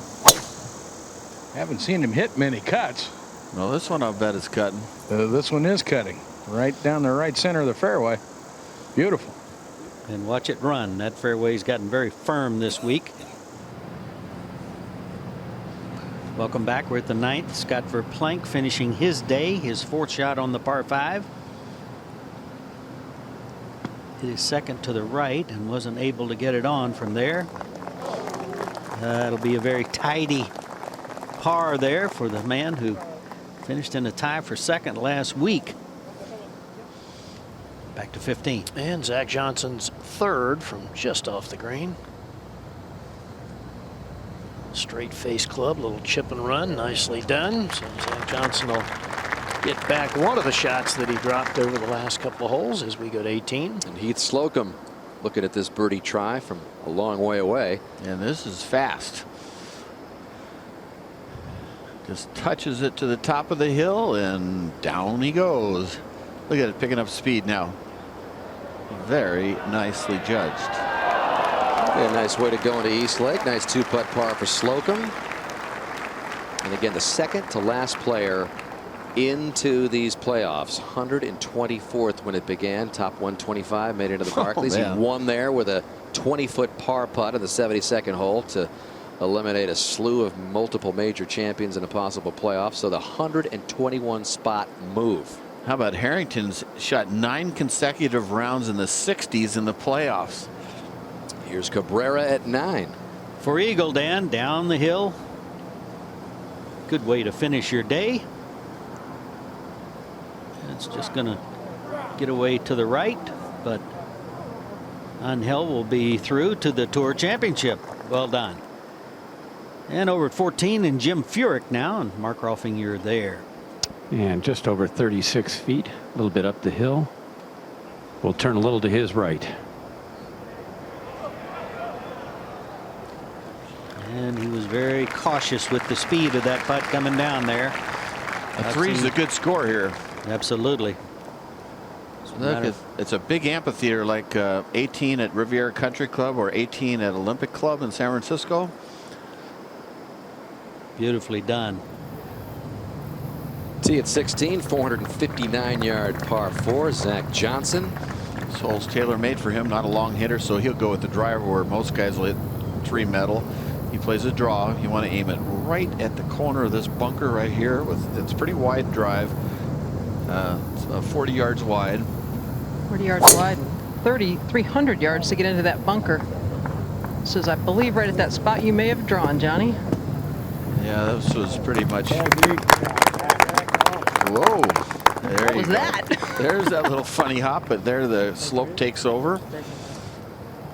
I think if he played that shot 100 times, he probably hit the fairway 99 times. Look at the slope of that fairway. Johnson +3 on that 16th hole this week with a bogey, a double, and a par. And Tiger and Stevie taking a little break, waiting for the traffic to clear up ahead. And while they wait, we go back to 16 and Sean O'Hare, Dottie. Can't tell if he's got driver or 3-wood, but if it's driver, he's going to have to take a much more aggressive line than Zach Johnson did. Well, it's a big-headed 3-wood. I think it's a driver. Yeah, that's headed to the right. That'll need to sit quietly. Will the slope take it down? Yep. Yeah, just right on the edge. Very nice. And in contrast to Zach, O'Hare has birdied the 16th hole. And while we're away, Luke Donald for a par now. Oh, he has just bogeyed 12, 13, and 14. And he is flirting with that 30th spot. A lot of pressure on him. You bet. Well, you see, he's started 32nd. He's projected 29th, but he has to finish better than that going in, certainly. And it's interesting to note that last place at the Tour Championship, if you can get in the top 30, is 120,000. So if you're dead last in 2 weeks, you get 120 plus 30th place in the FedEx Cup is worth 175 guaranteed for being last, which means you can make $295,000 if you don't play a lick at Atlanta. And over at 15, Garcia's third from the long grass around the bunker. Oh, so that's why they might be nervous getting in the top 30 up here. Well, it'll get their attention, Johnny, that's for sure. Over at the 9th. And a moment ago, Jerry Kelly's second shot. There you see Jerry Kelly is ranked, projected right now, number 30. Looks like a pretty good shot with a little draw. And it is going to run up, isn't it? Jerry. Very nice. You're a star here at number 9. Well, he can make that and pat himself on the back. And over at 15, Poulter's third. He's projected 32nd. That's for an eagle. Got off to a horrible start today. Was 4 over par after the first 3 holes. So, must be those Johnny Miller pants got him. I don't know, Johnny. When you wore them, you usually played well. Yeah, well, I didn't know that it'd ever come back, though. Should have hung on to them. I got a few of them. Oh, okay. So we go to 13. And this is Harrington's bogey putt. He had to take an unplayable after he hit his second out of the left bunker into the trees. Well, I've been documenting the Harrington double bogey or worse situation, and it's been 12 events since not making a double, and that was at the Arnold Palmer Invitational. So this is 13 consecutive events. Padraig has been going high. Now Tiger, after a long wait, Roger. Well, after a very poor tee shot, I mean, this ball ended up in absolutely as good a position as it possibly could have. 216 to the hole on a bit of a downhill slope, and it's playing downhill and downwind. So the difficulty here is, you know, he doesn't want this ball to get through the green. Tough to get spin on this one, I would think. Yeah, you do not want to miss it right. There is a creek short of the green. Yes, there is. This going at the green center of the green, it comes up just short. I'm sure he wasn't trying to land it much farther than just on the front edge or just past it. That's okay. The whole location, however, way in the back. At 16, second for Zach Johnson from that right side of the fairway. This is quite the hole location. Look at those straight arms he holds out there pointing at the target. It'll chase back into that little neck. And that's a pretty damn good shot, folks. That's just a little right to left putt. 13. And Snedeker's second on the way now. This from 205. Ooh, just misses that creek. Some kind of miscue there. Oh, that was not good. No, that had to be fat. That is way short. There you see the whole location. He would have been shooting right over the corner of that bunker. And now Sean O'Hare at 16, Dottie.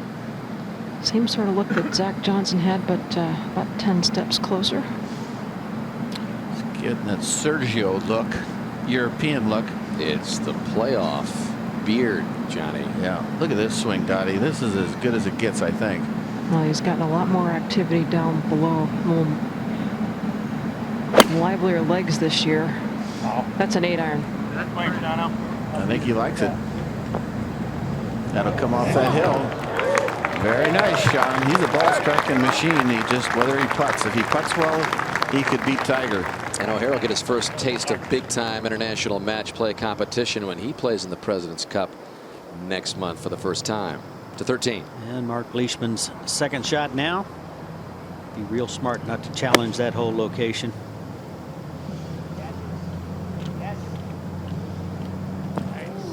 And well played, yes. Put it right in the center of the green, and that left for a birdie. And over at 9, Jerry Kelly for eagle.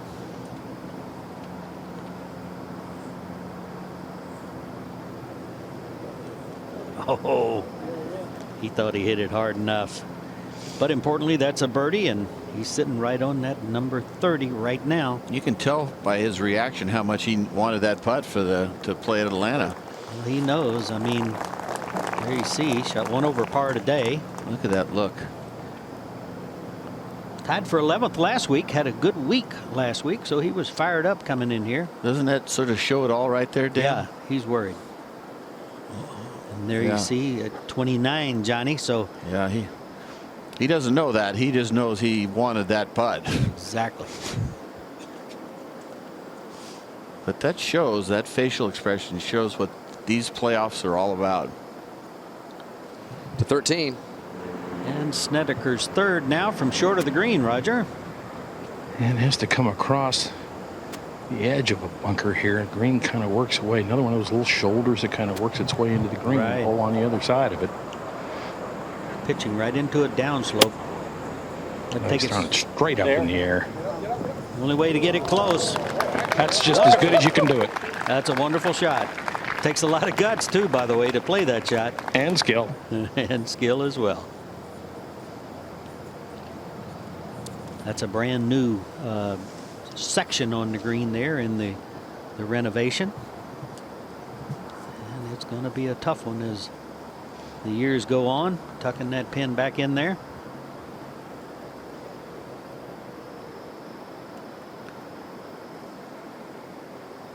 Let's go up to 18 before Tiger putts. All right, Murph. Got Phil Mickelson out in the fairway here. Again, 13th position right now, projected safely into Atlanta. Well, he's hit a good drive there, and that just hangs up. That's a bad break. If it was a foot shorter, it'd probably trickle right down the hill. He's not been in the top 20 in his last 4 starts. It's just Phil's had a tough go with his wife and his wife's mother, and a lot of things on his mind. His mother, I'm yep. sorry. A lot of things on his mind that are a lot bigger in the game of golf. Absolutely. Over to Tiger now at 13. Yeah, it's very true. I don't know how Phil has played, to tell you the truth. Tiger now, Roger Maltby. And the hole's cut on 30 paces, and this right off the front edge of the green, so a 90-footer. Look a big hop coming off of that fringe.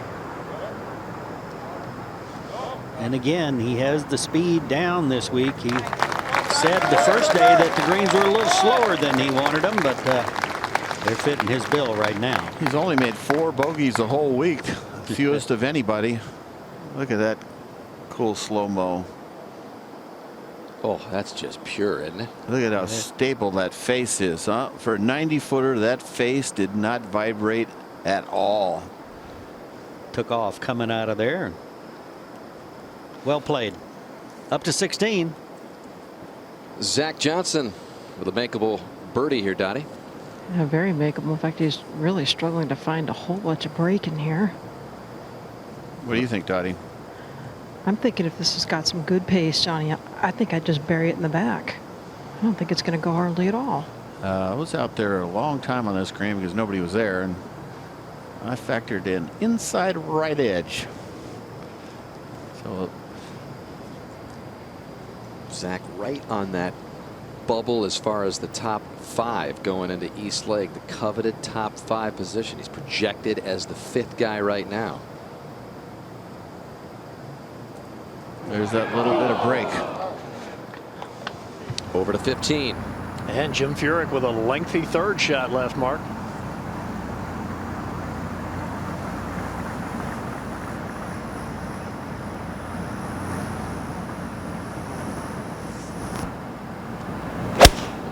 It is, Gary. This is 187 yards back up the hill, and it's headed right. Yeah, drove it in that big fairway bunker down Got away the with it. left-hand side and had to play up well short. So safely aboard, but that'll leave a big right to left breaking putt over that ridge that comes into the green.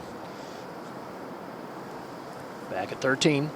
And Mark Leishman for a birdie. Very slightly uphill, moving left to right. 24 feet. No. Wasn't hit hard enough at all, was it? Back to 16. And Sean O'Hare with a makeable one, Dottie. And I'm going to let Johnny read this one. Hey, I don't want to take away your job here. This is pretty straight. This is straight. Fall line. I've been at that What turn. on earth would you possibly do, Dottie? Oh, don't tempt me. If you couldn't joust with Johnny from the ground to 18. I think it's pretty much that's the fall line of the green. Easy putt, really. O'Hare, of course, had that forearm injury earlier in the year at a time when he was playing some good golf. Came back from that. We talked about it last week when he had the lead at the Deutsche Bank Championship. How nice it is to finally feel healthy and back to playing some good golf. You can see where he put that line. He thinks it's straight too, Dottie. Oh, it hit something, but it still went in. Veered left. And nicked something. Did you see that? Still caught the left edge, so O'Hare is in for a birdie. 2 birdies in the last 3 for him that were coming off back-to-back bogeys. Smile, Sean. That's a birdie. Over to 13. And Snedeker just missed his par, made bogey. Tiger now for a par. These are the putts that he's been putting, Roger Maltby. These have been solid. Yeah, this one might move a little bit right. Who do you think's #1 in scrambling, Raj? I'm betting on this guy. You got it right. Just like that. Alex Trebek. We'll take Tiger trivia for 100, Roger, on the next hole.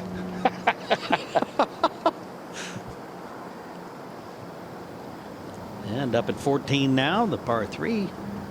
Sending for a birdie. He's right on that bubble line as well. He could have used that putt, would have helped. Still got some holes going in. He can birdie.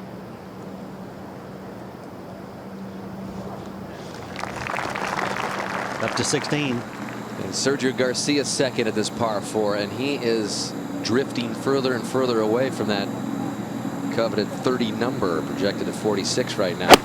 He could make a birdie here, play a little draw, scoot it back in there. He's got to finish in a flurry here to get to Atlanta. It'll chase back there a little bit, but I think he got that a little heavy. You could hear it. It was a thick sounding where you get a little grass before you get the ball. And back to 13, Murph. And Mark Leishman. Finish up here. Well done. Good and solid. He looks very relaxed to me. I'm going to give him a lot of credit. Back to 16. And Ian Poulter. Well, he would have been in a lot better shape had he not had this incredible +6 start in the first 7 holes. He's still on the bubble here with a chance, but he would have kind of cruised into Atlanta had it not been for +6 play in the first 7 holes. 3 under though in the last 8. Yeah, he's got a good swing. He was in between clubs there and went with a nuke 7-iron and wasn't enough. This guy in the bubble, Luke Donald. Luke Donald, watch this shot. He has done some homework. This will catch the slope. This will catch the slope. That is really well thought out. If he'd have tried to go more at the hole, there was a big knob there. It would have shot it way to the left. It's as we go back to 14. And look at the people on that bank there, Gary. They are watching this hole. It has been so difficult today. We've only had 4 birdies all day. Tiger certainly seems like he's going to take home the prize this week. And there's one more prize left, Tiger. It's right behind you. You can win that brand new BMW. Bob, do you think because this course requires, and Gary, so many curvy shots, you got to work the ball left to right, right to left. This is just like a gimme win for Tiger because he can shape it way more than anybody but Bubba Watson. Well, in the press yesterday, he said, I am so comfortable on this golf course. He's won 4 times here and finished second twice. So, you think he'll play a big cut here, Roger? I do. Got a 4-iron. I think this ball will start at the middle of the green. He'll try to work it a little bit to the right. I think he's having nothing but fun today, if you want to know the truth. He just got so many interesting shots he's had to play. Best golfer ever! this shot is a tester. Well, this ball starts a little left of the hole. It's worked just right of it. Got an unbelievable kick. Wow. A fantastic kick. He thought he hit a bad shot. Well, he didn't hit a very good one, but he got an incredible bounce. He's watching. That doesn't look like a near ace, Murph. He can't believe it. He can't believe it. He thought it would just kick and go right in the bunker. He won't watch them if they're not worthy. Over at 15. Lengthy birdie putt for Furyk. Up and over that ridge. Big swing to the left. Oh, man, what a good putt. Furyk at 4 under par for the round. 10 under par for the championship as we go back to the 14th. And into the eyes of young Mark Leishman. Good chance for the fade here. This is a strong lad, 5-iron here. 216 and against the wind.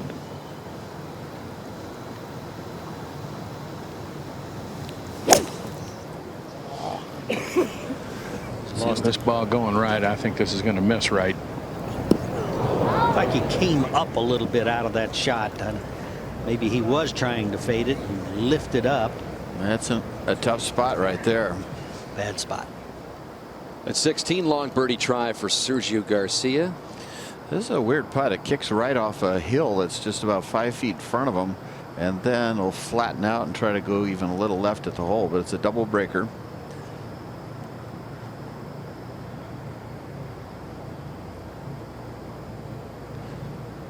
It's got a little hill just in front. There's the right. Now it'll flatten out and actually try to come back the other way, but not well played, not well judged. Rail red. Not near enough speed. Over to 15. And an important birdie putt for Luke Donald. And not a particularly difficult one. Garrett's a little fast coming down this hill. All right, he could move to 27th if this were to go in. Will it hang on? Man, he's got a lot of putts going over the edge. And after a long wait at 18, Phil Mickelson and his third. That's a cool little shot. Just hit it a foot and let gravity be your pal. But he didn't play the break. So a +4 round going for Mickelson. That for around a 75. And he'll be happy to get home to Rancho Santa Fe to see his family. Absolutely. And it's looking more and more as you look at Jim Furyk at the tee at 16 in that third position. It's looking more and more like Furyk and Zach Johnson will join Tiger, Stricker, and Heath Slocum in the top 5 at Eastlake. Yeah. Furyk's playing very good golf right now. He just plays more within himself and more professionally than anybody on tour. I really believe that. I mean, the guy is amazing. 17. Sean O'Hare's second on the way. Just 102 yards. Huge drive, Gary. Yeah, this should come right back to the hole. People love that, don't they? Yeah, they love to see that backspin. That's because they never get to see it for themselves.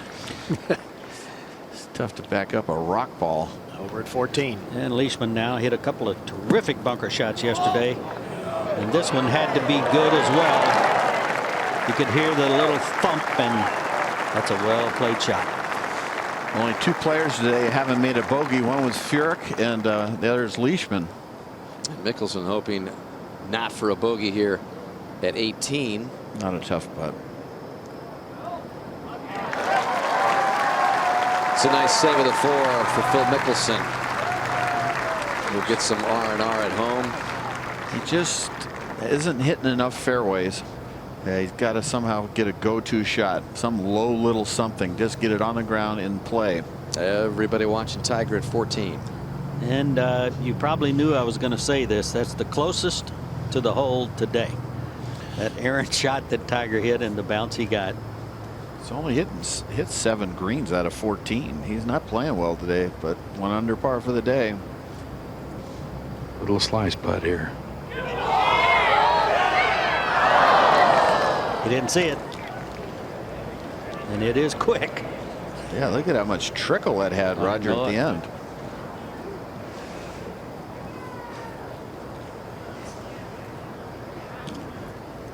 It's weird how golf one day, yesterday, he hit 16 out of 18 greens, knocking it stiff, knocking the flag out of the green. And today, really, it's getting the job done, but a little bit with smoke and mirrors. Up to 16. This was earlier. Ian Poulter's birdie attempt. Yeah, let's see if he reads it. Pretty straight the first half, and then he'll start moving left a little He's got bit some right pace now. on it. I don't know. People are not seeing that left break.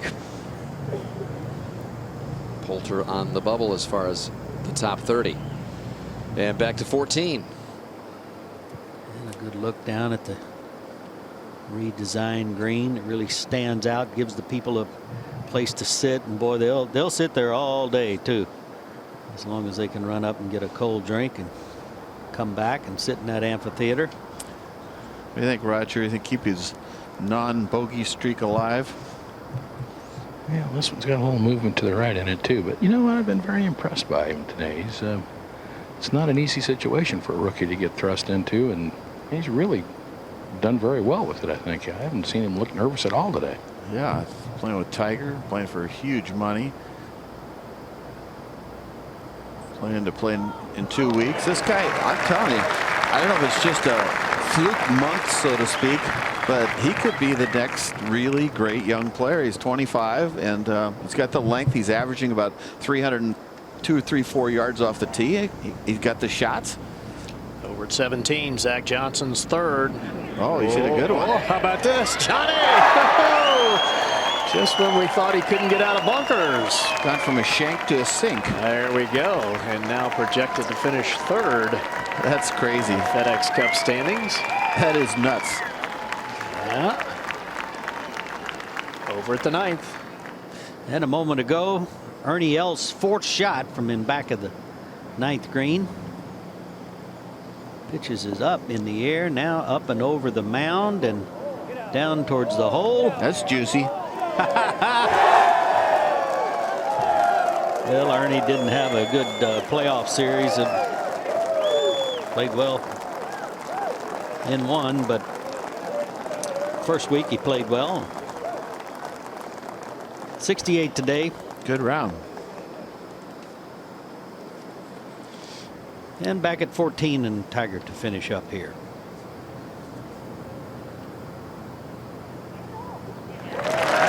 Good, solid. Now, Roger, I got another Alex Trebek question for you. How many putts has he missed inside of 7 feet this week? Tiger Woods. 1. None. Okay, I Right. missed. Over at 15, that's Senden's third. He's 31st in the point standings. That is unbelievable. Johnny, that was from 89 yards. He hit it about 40. Over at 16. Jim Furyk's second, Mark. 176 yards, second shot for Jim. Bringing it in from the right, but it's hooking a little too much. Will it hang on? Oh, gets a nice little carom there.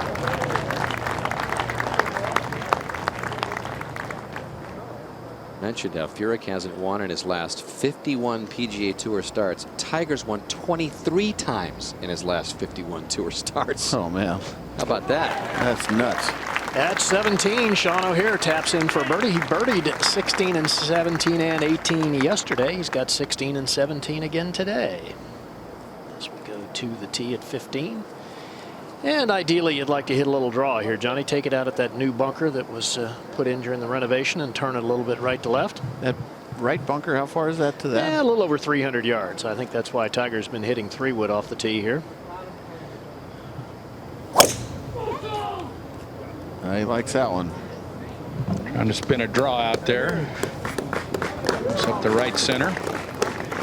Yeah, very nicely played and just short of that bunker. And let's take a look at the flight of the ball using our Pro Tracer. Yeah, nice. Low goer. Hit the ground and ran hard. Now Leishman. Well, Gary, I got to correct Johnny right now. That last putt Tiger missed was 6 feet 11 inches. So that was inside of 7 feet. So he's missed one. But Roger, you have to answer with a question. Okay, Roger, I'll give it to you. What is 6 feet 11 inches? There you go. This one's going well right. Oh, yeah, that's a bad miss. So he will not be able to reach the green in 2. We have some tree issues over there. Now we see Brandt Snedeker hanging in at 28th. And Danny, was interesting, you know, with his poor play at the beginning of the year. He said, I went from the first 6 months of the year not having a job, potentially, to feeling like I was pretty safe to keep my card, to now having a chance to play myself into the Tour Championship, which it looks like he just may do. Yeah, working himself literally out of that, playing 13 out of 14 tournaments. Trying to aim left and play a cut. I'm not sure it's cutting. It's not cutting. It's going at that bunker on the left-hand side. That's right where he was aiming, trying to cut it off it. And we see it in the bunker. That's up near the front lip, so he will have to just hit a short shot out of there. We go to the 15th, and now Sendon's 4th shot. Well, that's a good recovery. It's going to be a par, but John Sendon at the 31st spot needed a birdie there at 15. He will not get it. Tiger Woods, he's cruising. We'll be right back. It's amazing. It's just another one of those numbers you just kind of shake your head out as Leishman tries to get himself out of trouble. I think Well, he's done a great job with it too. Underneath the tree, little cut, got it back out in the center of the fairway. Very nice. Yeah, it's in a birdie spot now. Yeah, certainly with this whole location today, the easiest one on the green, and now Tiger will be playing his second. It's a 3 right now. Okay. And that's after. That was I assume, 3 or 4 iron, going back to a 3 or going from a 4 to the opposite. Yeah, it's 229, Johnny. The wind has to be coming a little bit left to right. Uphill all the way. Uphill all the way. He's not hitting a lot of 5-woods. Is he carrying that? I mean, it seems like he's had a lot of little baby 5-woods and hasn't used it too often. I guess he hit it at number 11 and didn't go anywhere. 5-woods in the bag. What's that hole, Gary? Way over here? Yeah, that's about right, John. Just launched way up into the air and at the center of the green, a little right of the hole. Yeah, there's a ridge there. Let's see if it'll get all the way to the back of the green and come back to the hole. Oh, hang on. Here it comes. There it is. There it comes. Just like the last hole. Got away with one that on the last hole it could have been in trouble, and this one could have hung up. You ever seen more shots that do a big ring around than today, Gary? No, but I think that's the nature of these greens, isn't it, Johnny? With all the shoulders and a lot of back to front tilt in the back portions of these greens. Yeah, some of them look like they need windmills. Over at 16. Jim Furyk trying to drain another one here. Yeah, that looks pretty good, but that doesn't break at all. That is the fall line. Steve Stricker and the rest of the players here jockeying for a spot in that elite field, which again, if you get there, so much. You talked about the money earlier, Johnny. You've got major championships that you get into, all of the majors you get into if you make the top 30 at Eastlake. Yeah, really it helps guys like Kevin Na, who aren't, and Wilson and Kuchar and players like that that are very excited about that. All right, Snedeker's third on the way. Good looking shot here. Oh. That might come back. Yeah, it should. Oh, is it? Nope.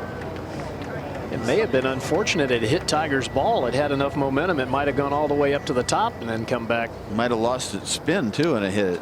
We were just talking about Kevin Na, who shot a 65 yesterday, which normally, you know, would be the round of the day, although he was eclipsed by Tiger by 3 shots with that 62. But Kevin Na off the mark there. 70, so a bogey for him at 18.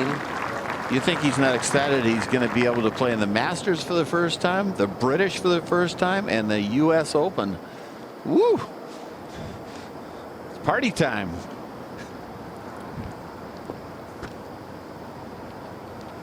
Well, Tiger striding up the 15th. A big smile on his face there after that second shot.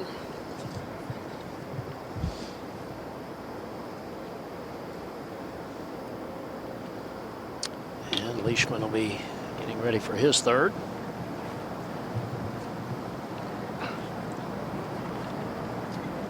Left himself 98 to the hole here, Gary.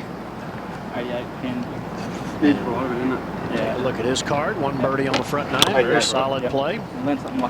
All pars so far on the back. Not going to affect it, mate. Saying the wind is not going to affect it, mate.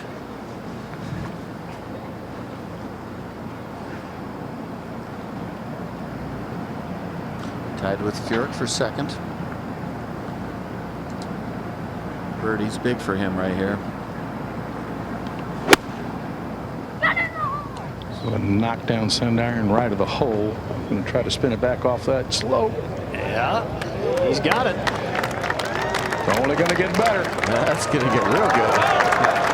What a couple of weeks for Mark Leishman. Kind of said last week after his good finish, he secured his card for next year with the amount of money that he made, and now looking at potentially finishing second this week.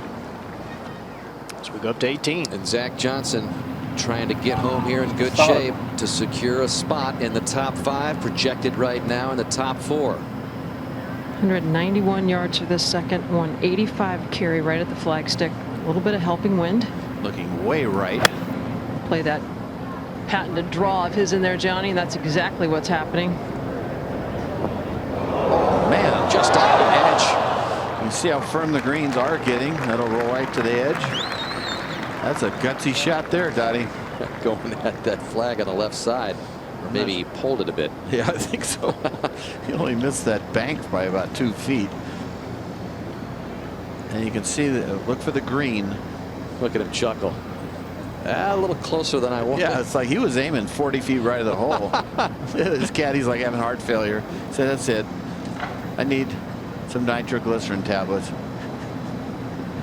I believe Damon Green's just happy he's not raking another bunker. All right, O'Hare just outside that top 5. Good angle, huh, Dottie? Wonderful angle, 181 yards. The flag is right over the nape of his neck, which is pretty dangerous, that water. 15 feet to the bank in the water. That's looking a little right, Dottie. Right, a wonderful. Safe. That is like per textbook, right down the hill. That's exactly where he was looking. That's a great shot. And he's lined up for a finishing birdie, O'Hare is. He likes a finish here, huh? And over at 16, John Senden with his second.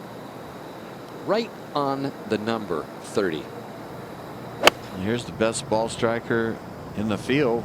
Number 1 in greens hit. Very rhythmic swing. And again, another striped iron shot. He's playing for his playoff life, Senden is. Yeah, if he could putt, he'd be dangerous.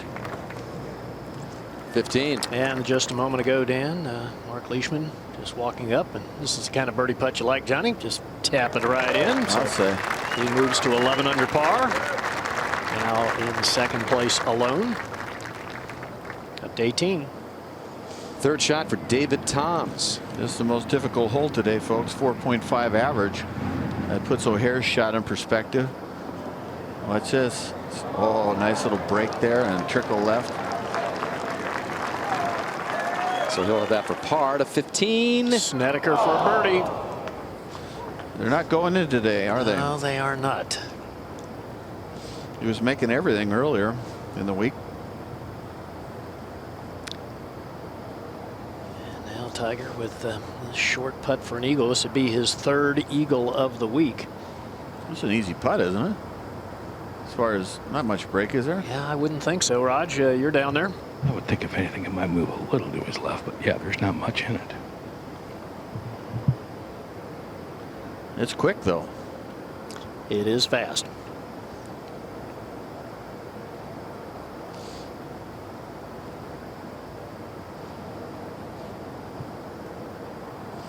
So how is that second greatest job in the world, Raj? It's pretty good.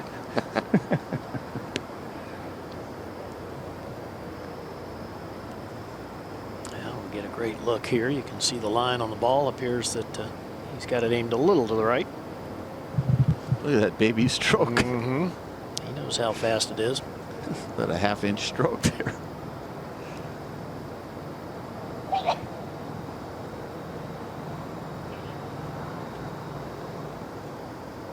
Yes, sir.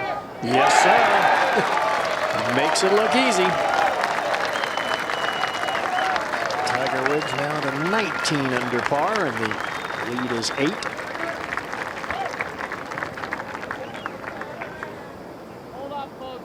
And we move up to 17. Jim Furyk getting ready for his second shot.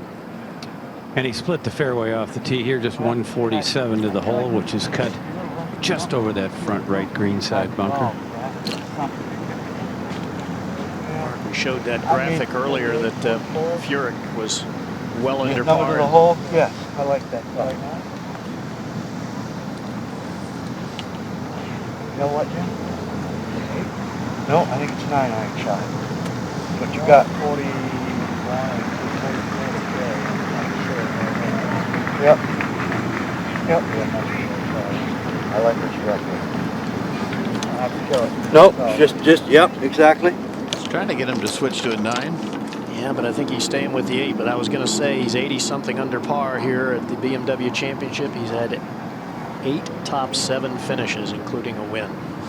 Yeah, that was the picture of 2 old pros, wasn't it? Yeah, it certainly was. And even though the caddy was initially saying change, that would be fluff. You got to go with what the man feels. What your man feels, you got to confirm it for him. 39 years old, Jim Furyk. Terrific player.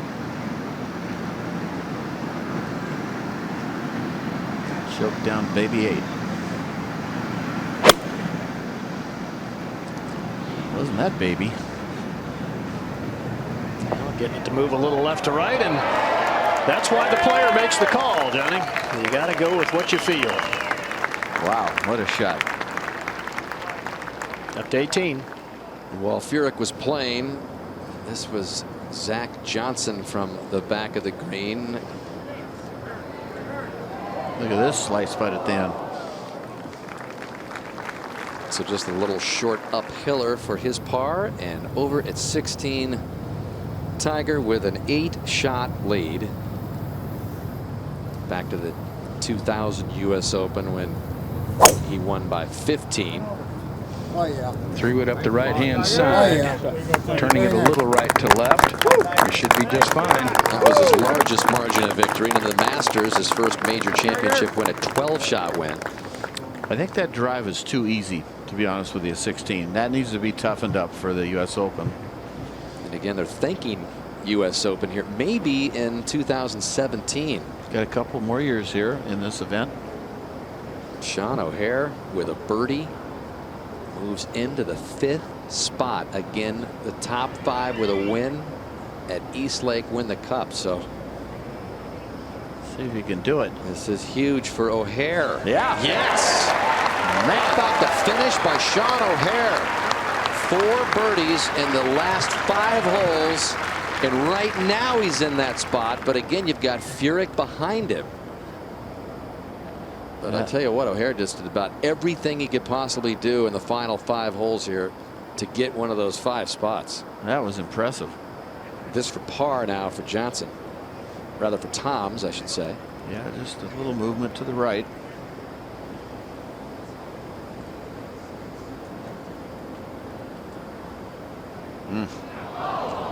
He has a tendency on left to righters to lose them right. Not a good day for David. Final round 76. So as we head to commercial, we want to show you the projected standings right now on top in those top 5 positions. Right now, O'Hare has one of the spots to join Slocum, Johnson, Stricker, and Woods. But remember, Furyk is still working the golf course here, and he could knock Sean O'Hare out of that 5th spot. And welcome back. Luke Donald's 3rd shot at the 17th. Drove it in the left fairway bunker. Unable to hit the green.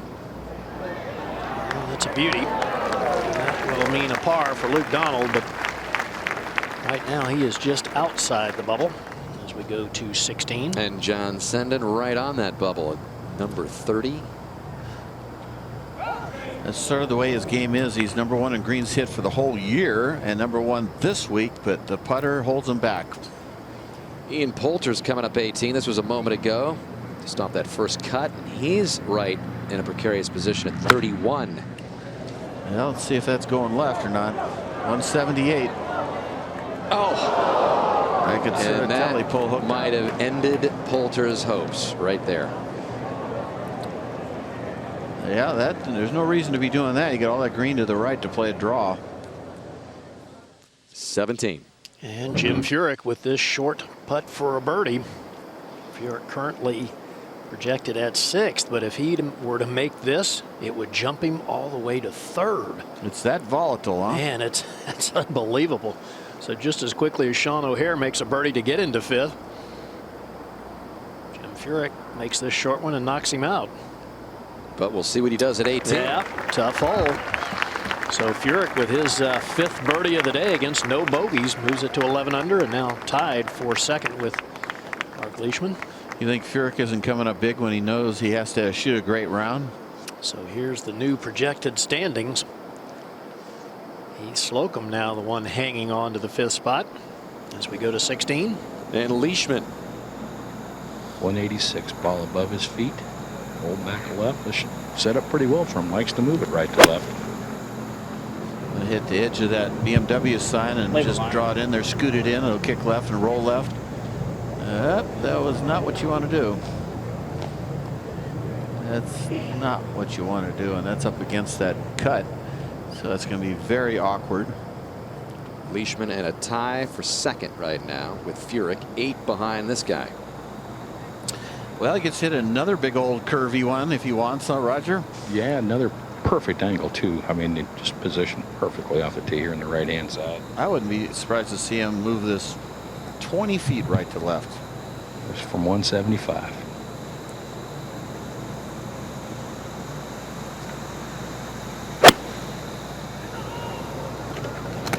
Well, he's got that look like he likes the way it came off the club, but that's pretty short. Well, he probably is figuring, let's not go over the green. I'm really nervous. 3 holes to go. 8-shot lead. Let's play it safe. All right, after finding the water at 18, the 4th for Poulter. Big full wedge shot.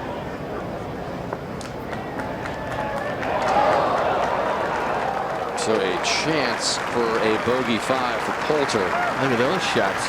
3 good ones now. Here at Cog Hill, Garcia for birdie at 18. Yeah, but that's a rare birdie. Not going to be enough to get him on to Atlanta. Over at 16, Leishman's 3rd. Got to be careful not to stub this. He was fortunate he was chipping along the direction that line went, so it didn't end up being as big an issue as it might have been, Johnny. Yeah, that's a good shot. Once again, another solid hole for Leishman. Let's go down to Dottie Pepper. Thank you, Dan. As we stand here, guys, Sean, you are 6th in the projections. You're 4th, Zach. And now, none of this would have happened with Tussle had it not been for your great finishes coming down the stretch the last 2 days. Talk about that. You know, it just was kind of, yesterday was a tough day. You know, I was all over the place and just kind of did a good job hanging in there and buried the last 3 to make a decent score out of it. And then today, you know, I played really solid, just wasn't getting a whole heck of a lot out of it, and birdied the last 3 again, and made it into a really good round. So it was very nice to finish that way. Were you aware of exactly what you thought you needed to do standing at the 16th? You know, not really. I mean, I was a little bit frustrated 3-putting, what was it, 13, and then I came back with a birdie on 14, and then a little bit frustrated with not making a birdie on 15. So, you know, just after the birdie on 16, it kind of gave me a little bit of confidence going into 17. I know that's a birdie hole. And then I just wanted to hit a good drive on 18 and give myself a chance. And, you know, I hit kind of one of those career shots with an 8-iron and just made a nice putt. So just kind of all came together, you know, without trying. Now, Zach, time for just a touch of truth serum. Did you pull the shot at 18? Yes, I did. Yes, I did, very much so. We had a line that was not there. But, you know, we knew if I hit it solid that it would carry. We had the right club. I was one of those yardages that was just perfect. But, yeah, I got a little lucky there. There's no question about it. You know, all in all, I mean, pretty solid. So you've had wonderful success not only in the state of Georgia, but more specifically at Eastlake. Was there any thought today, just get me in the top 5 with a chance to finish this off there? You know, I thought about that last night briefly, and you know, I don't know what the scenario is. I realize if you're in the top 5 and you win, you win the cup. Certainly, that's a fantastic goal. At the same time, you know, my whole process, my whole mental process was just, you know, let's just stick to what we're doing. We've gotten that position for a reason. Let's not stray away from you know, those outcome thoughts. And a couple times a day I caught myself doing that. Looked at the leaderboard one too many times, but righted the ship the last 4 holes. Well, thank you both for your time. We're going to go back out to 18. Thanks, Dottie. Thank you, Daddy. Yeah, so much going on with the numbers and where you are. You know, you got to get back to basics and play good golf. Poulter has really let this 18th get away, although that's a nice save for a bogey 5 after finding the water, but a 75 for Poulter. He was really in good shape before this final round began. Yeah, it's just a costly day for him. 16, Tiger with a long birdie look. Double breaker, kicks right, tries to come back left a little bit. Just cruising home here, Tiger. 2-putt par for him to stay at 19 under, and John Senden over at 17. Yeah, the man on the 30th number, he's got a very tough second. Out of the face of the bunker. Oh man, that's headed way right. Way right. Oh. There's a hazard over there, Johnny. I don't know if it got to that or not, but it's going to be interesting. Yeah. Luke Donald, the man who's 31st right here, has got his second shot at 18. And Mark, what kind of shot is this for Luke? He's got all kinds of issues, Dan, and the biggest one being he's 216 yards to the hole. But playing out of the rough, it's not a bad lie, but he's going to have to just curve it a little bit around the tree that's about 40 yards in front of him. It's a pretty darn good break where he hit it. To have a nice bare type of lie where you can curve it. And this is headed toward the front right corner. Needs a good bounce. Oh, it just got up on there. He's going to think about that if he happened to sneak into that 30th spot, huh? All these guys, Donald. Look at him. He's like, I got away with murder. Poulter just hit it in the water at 18. So Tiger now over at 17. Well, he is waiting for some movement ahead. And up ahead, John Senden's ball. Johnny did go into the hazard, so he has had to take a penalty. Man. So he's going to be playing his 3rd shot. I didn't even know there was a hazard over there. Excuse me, 4th shot. Yeah, I know. So we go ahead to 18. And Jim Furyk. Another great drive, and I tell you, hitting this fairway is not easy. Like I said a little while ago, in case you just tuned in, hardest hole in the golf course, and around 4.5 average. Half the guys are bogeying it, and only 5 birdies, 20 bogeys, 3 doubles, and 1 quad.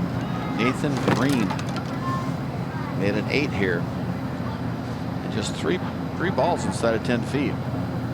Well, one of the difficulties, Johnny, is the wind is coming from the left, and it's a little more on the brisk side right now. It's got 190 yards to the hole.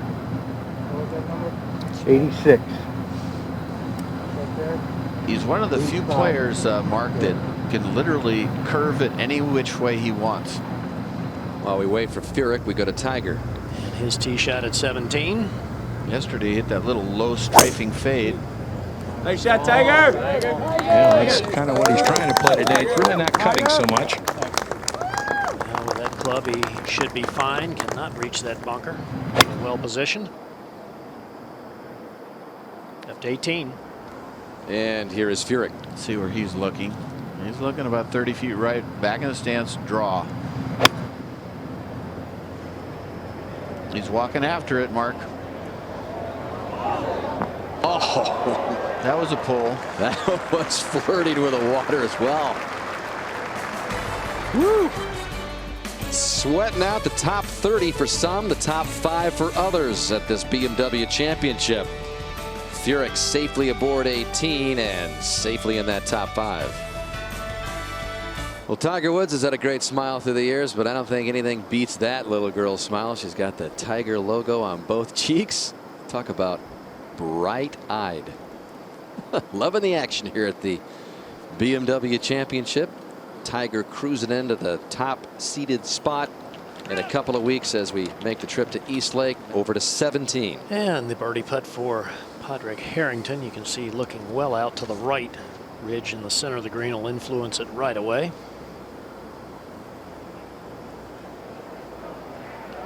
Oh, read it perfectly. So Harrington will make par, remain at 7 under. Now you just got to figure out a way to get rid of those really bad shots. Yeah, he's got that bad run I talked about earlier. I guess 13 events in a row now that he's made a double bogey or worse. Couple eights that been famous for lately. But he also had a great run of, I think it was 9 events in the playoffs in the 60s until today. It's 2 over today. Well, here we see it. John Senden, if he were to make this putt for a bogey, he will stay in the 30th position. If he does not, he will drop to 31st. Putt of just over 30 feet. And not an easy one, Johnny. It's up and over that ridge we were talking about. And Luke Donald is the guy who is currently 31st right now, and he's safely on the green up at 18. Just got to figure out a way to improve his putting when you're #1 in greens hit. Should be doing real well every week. Right, up and over. It should go back to the right. No, not high enough. So a double bogey 6 at the 71st hole. It's going to move him out of the top 30. And we go ahead to 18. Speaking of Luke Donald, can he sneak in here to East Lake? Of course, a big following here in the Chicago area, having gone at Northwestern. Got away with the hook drive. It could have gone in the bunker in that neck and had no shot. He's in a barrel lie and then plays a shot, I guess was not enough club or not hit well enough, and it could have gone down in the lake, and it decides to hang in there and skirt around the edge. And so he's got to be thankful if somehow he can make a 2-putt here and make an improbable par. Yeah, with all those minor miracles, Johnny, maybe he'll just hold this one. Does this this just moves left the whole way, huh?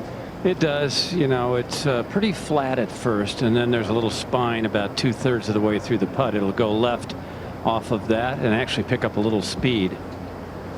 He is putting away from the setting sun, though, as you would say, so that'll slow it up a bit. Well known that Luke Donald was an art major at Northwestern here in the area. A number of his oil paintings on display on the campus at Northwestern. In fact, really, one of them was auctioned off at more than $1,600 at a PGA Tour auction. Talented guy, Luke Donald, off the golf course.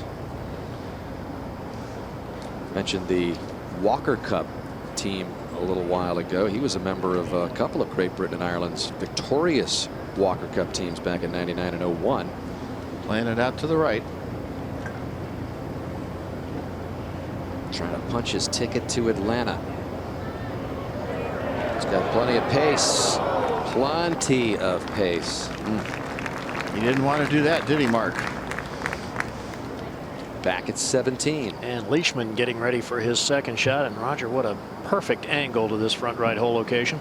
Couldn't be any better. Well, unless you're Tiger, which is about 2 yards left to him. 139 left to the hole.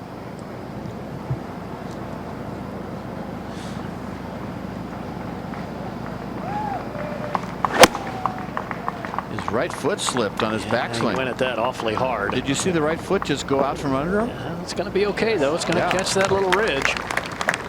Not sure why that happened. Well, Almost looked like he was trying to nuke a wedge.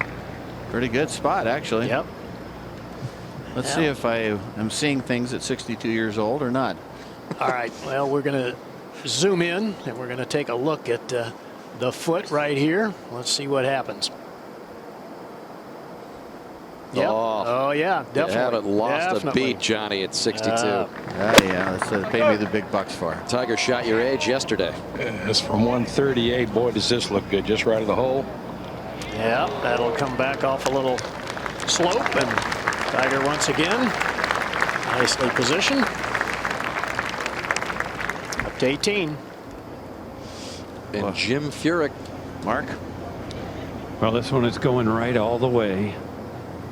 It's actually not that hard to putt. In second place in the line in this tournament, by the way, as Furyk never got it to the hole.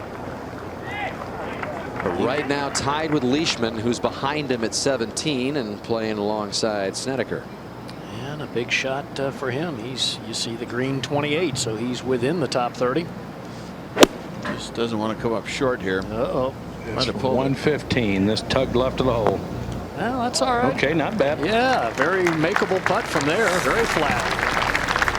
Well, the race to see who's going to finish in the top 30, it's a tight one. Stay with us. We'll be right back.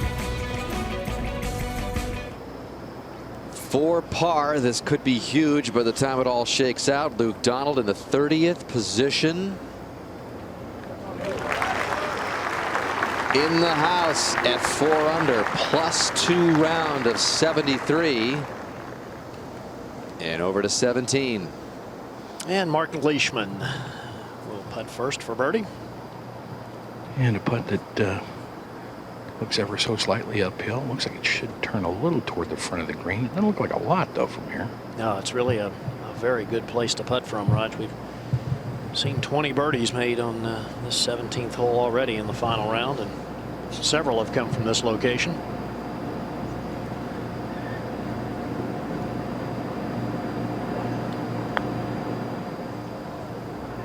Oh, is it firm enough? Is it firm enough? Oh, it just runs out of speed.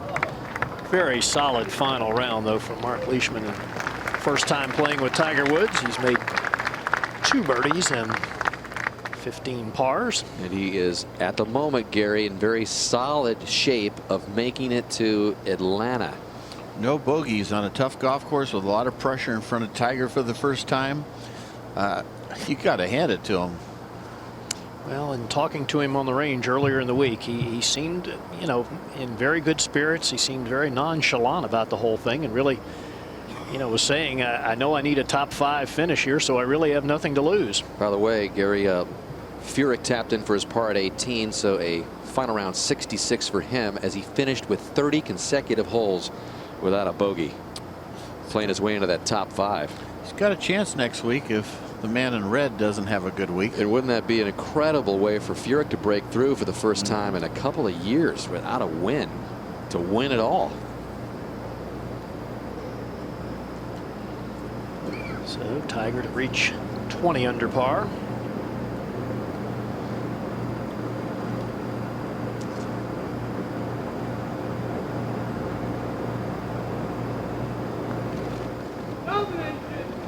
Well, it's going to wiggle a little left.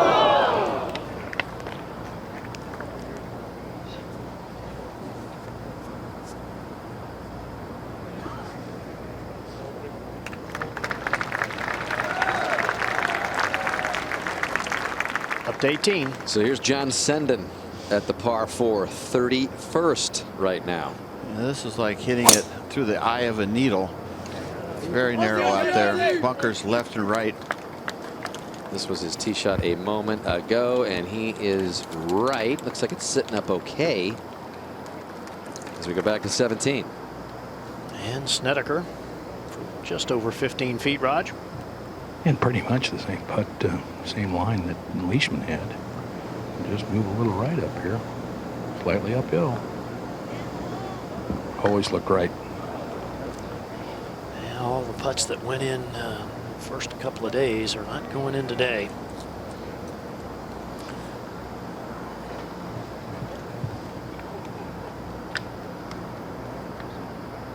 But if If he can finish it off at 18, Grant Snedeker will play himself into the Tour Championship. Well, it's Tiger Woods with the 8-shot lead. He's made it look easy. We'll be right back. John Senden with his second shot at 18, 31st spot. Having a terrible day today. 6 over par, just coming off a double bogey in the hazard on the last hole. See what he does here. Got a good angle. Now that's going to be one quick little putt. And the guy that's ahead of him by 1 spot is with Jimmy Roberts. Thanks very much. Here with Luke Donald, 4 under par for the championship. Guys say that you never think about things other than winning the tournament. How much today were you thinking about the fact that you were on the bubble? I did. You know, obviously Tiger being 7 ahead, the tournament was pretty much his to win or lose, and wasn't really thinking about winning the tournament, just thinking about having a good solid day to hopefully move up in the rankings and make it for Eastlake. All right, well, best of luck. Presently, you're 30th. Out to 18. Thank you, Jimmy. And we've got Padraig Harrington now in the 7th spot.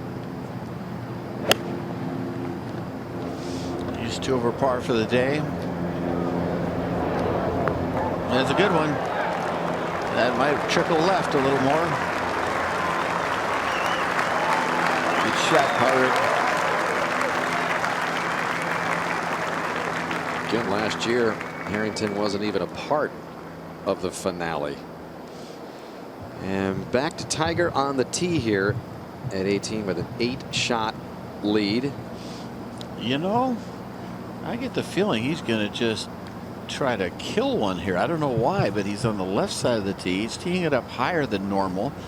And maybe he's going to pretend it's not 2000 or 1998. I would have thought he would go on the other side of the tee and hit a little cut out there. I think he's going to rip one, maybe a high towering fade. Actually, a high draw right down the left side of the fairway, left center. Can you say perfect? Yeah, that's long. That is way long. That's down there where not many people have been. So he was giving it a good old what the heck rip.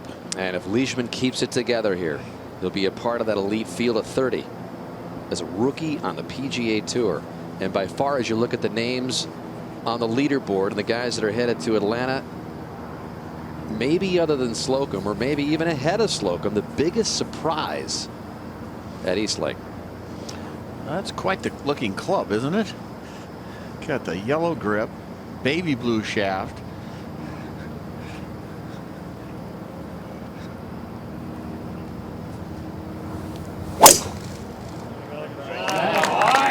Looks really good after he hits it most of the time, too.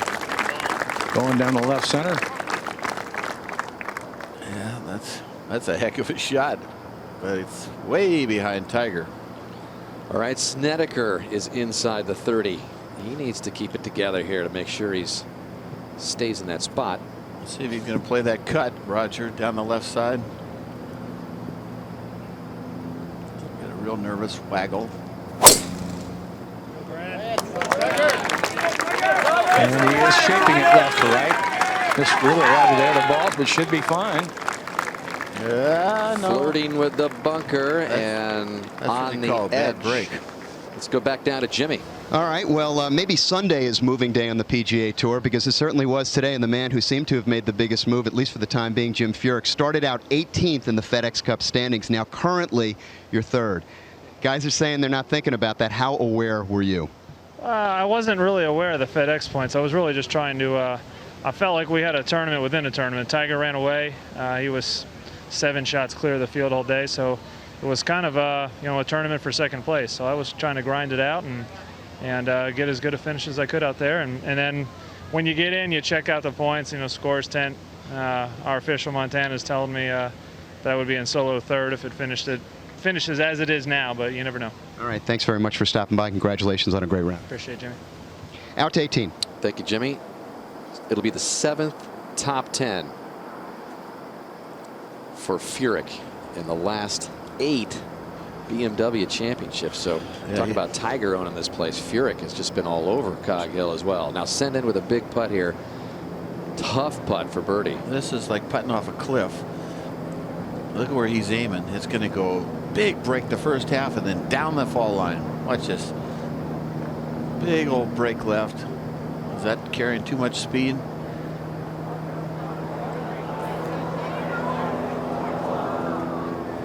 Yes, it is, but not terrible. Tester coming back for Senden for par after the costly double at 17.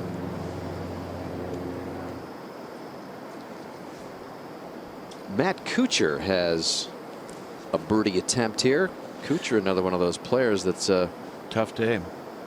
Played well, but had ideas of getting to East Lake, where he's played a lot of golf, going to Georgia Tech there as a collegian, but he just hasn't gotten the job done today. So outside of that magical 30 number. Well, he parred the first couple holes, and then on 4 he made a double bogey, and 5 he bogeyed, and that got him going the wrong direction. Won the U.S. Amateur here at Cog Hill back in '97. In fact, he says a lot of the same folks that work here, the staff here, he's had a chance to catch up with in the dining room, and brought back fond memories of him and his father eating here and enjoying that magical week at the Amateur when Kuchar put his name on the Havemeyer Trophy. But it's the end of the line for Kuch here in Chicago with that final round 75.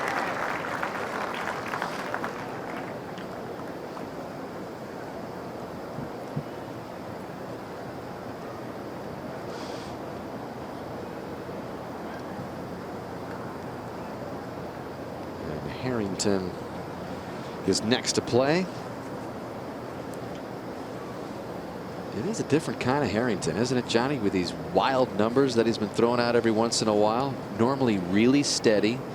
You know, in the major championship run, I mean, you can't be throwing out numbers like that and win major titles. You know, whenever you look at a player, folks, and you see a guy struggling or making big numbers, you only need to look at one club. And it's not the one he's holding right now, it's the driver. And for him, he's only hitting about half the fairways. And I mean, this guy sometimes start on one course and finish on another. I mean, he is really crooked right now at times. He's hit 28 out of 56 fairways. And it's okay to miss once in a while, but the misses have been really wild. In fact, earlier on this 18th hole this week, he hit one into the maintenance area.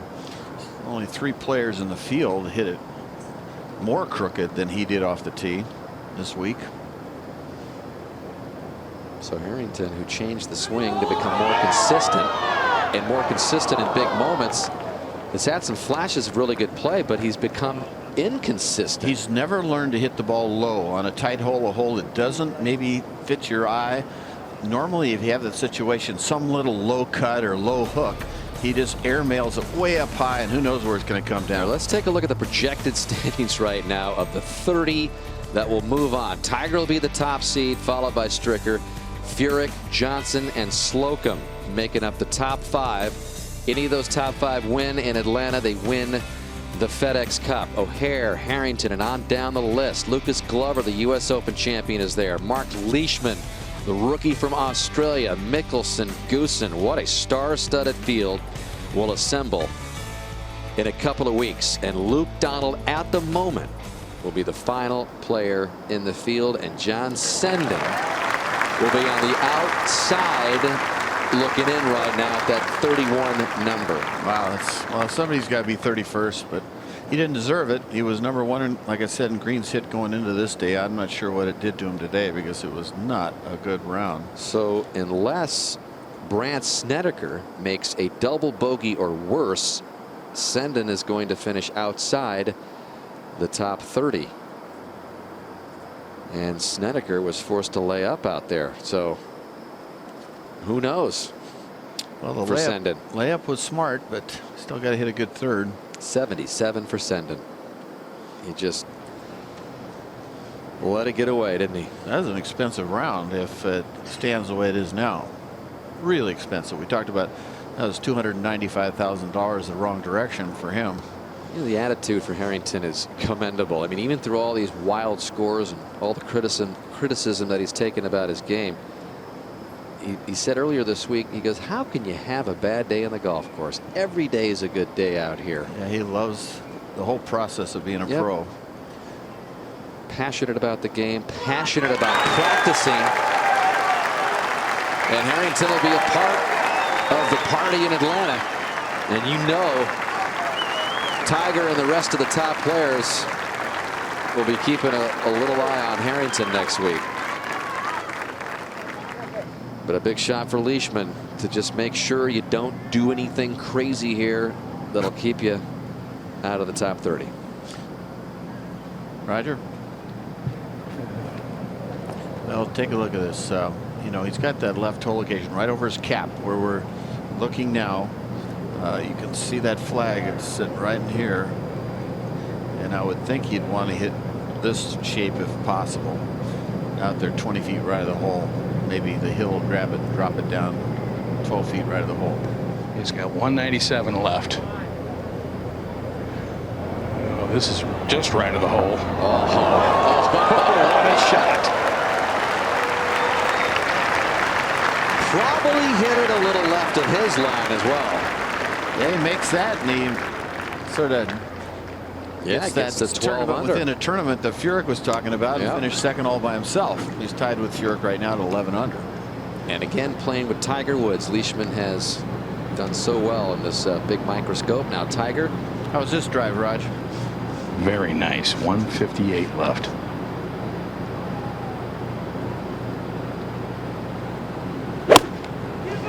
Down a little thin for him. This right of the hole where you'd expect it to be. Well, they're not going to catch the right side of the ridge, though.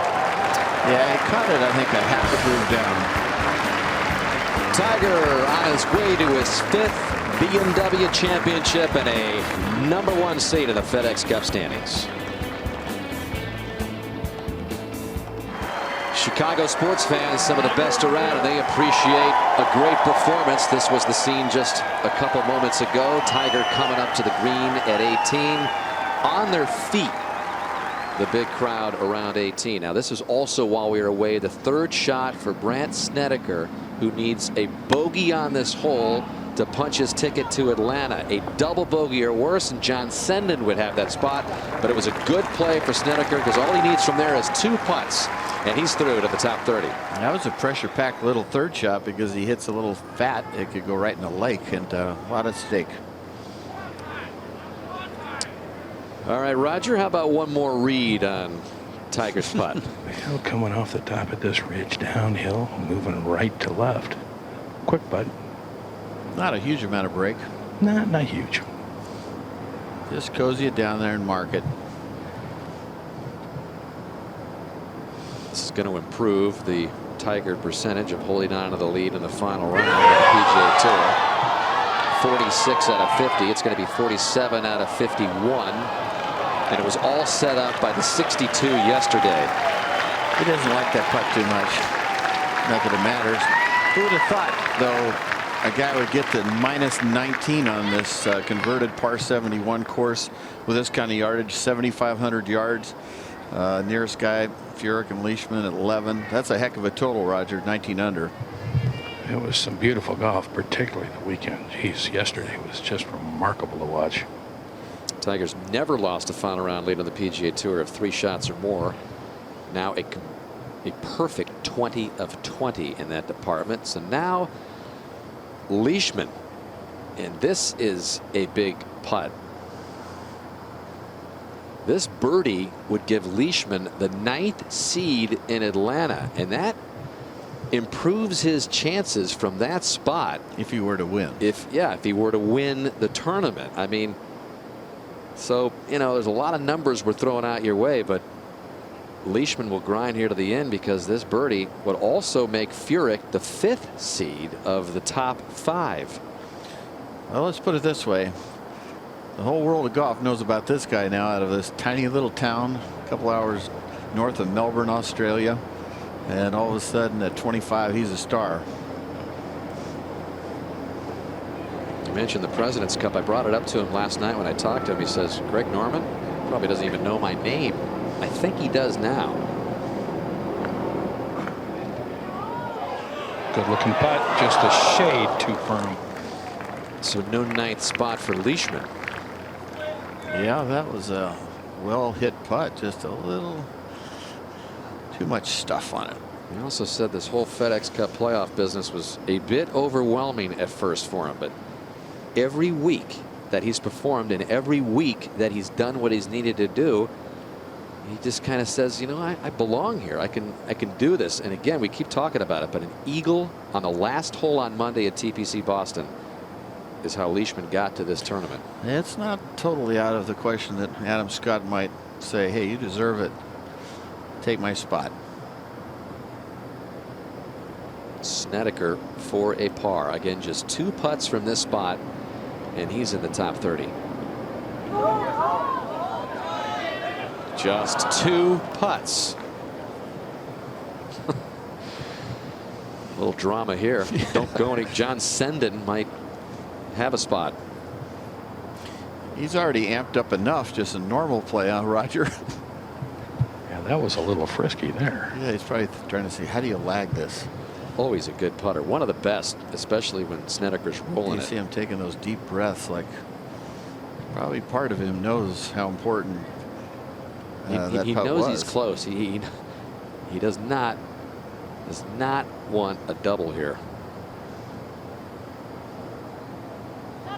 Oh! You got to be kidding me, Raj. Oh my goodness. This is not good. It's beyond hard to watch. That's nuts. Snedeker, who had played so well, so consistently, had brought his game back to his old self. Just self-destructs on the last hole here to take himself out of the Tour Championship. Unbelievable. Yeah, that was something, Roger. Can you just feel the pain there? Yeah, you can. He's only standing about 10, 12 feet from me. That's tough. You can just see he's just in a state of shock, real shock.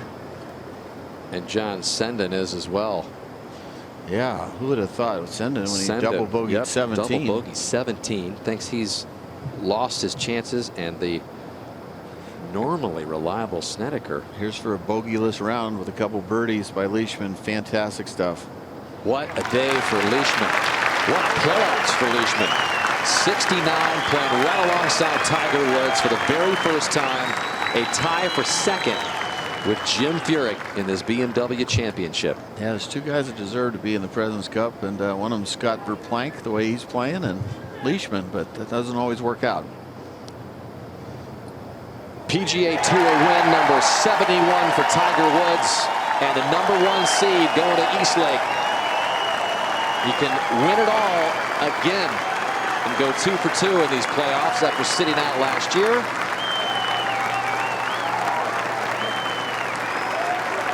So the updated FedEx Cup standings as they go into the Tour Championship. Tiger will lead the way, followed by Stricker, Furyk, Zach Johnson, and Heath Slocum in that top 5. Any of those players win the Tour Championship, and they win the FedEx Cup, and John Senden, in the most unlikely of circumstances, gets into the top 30.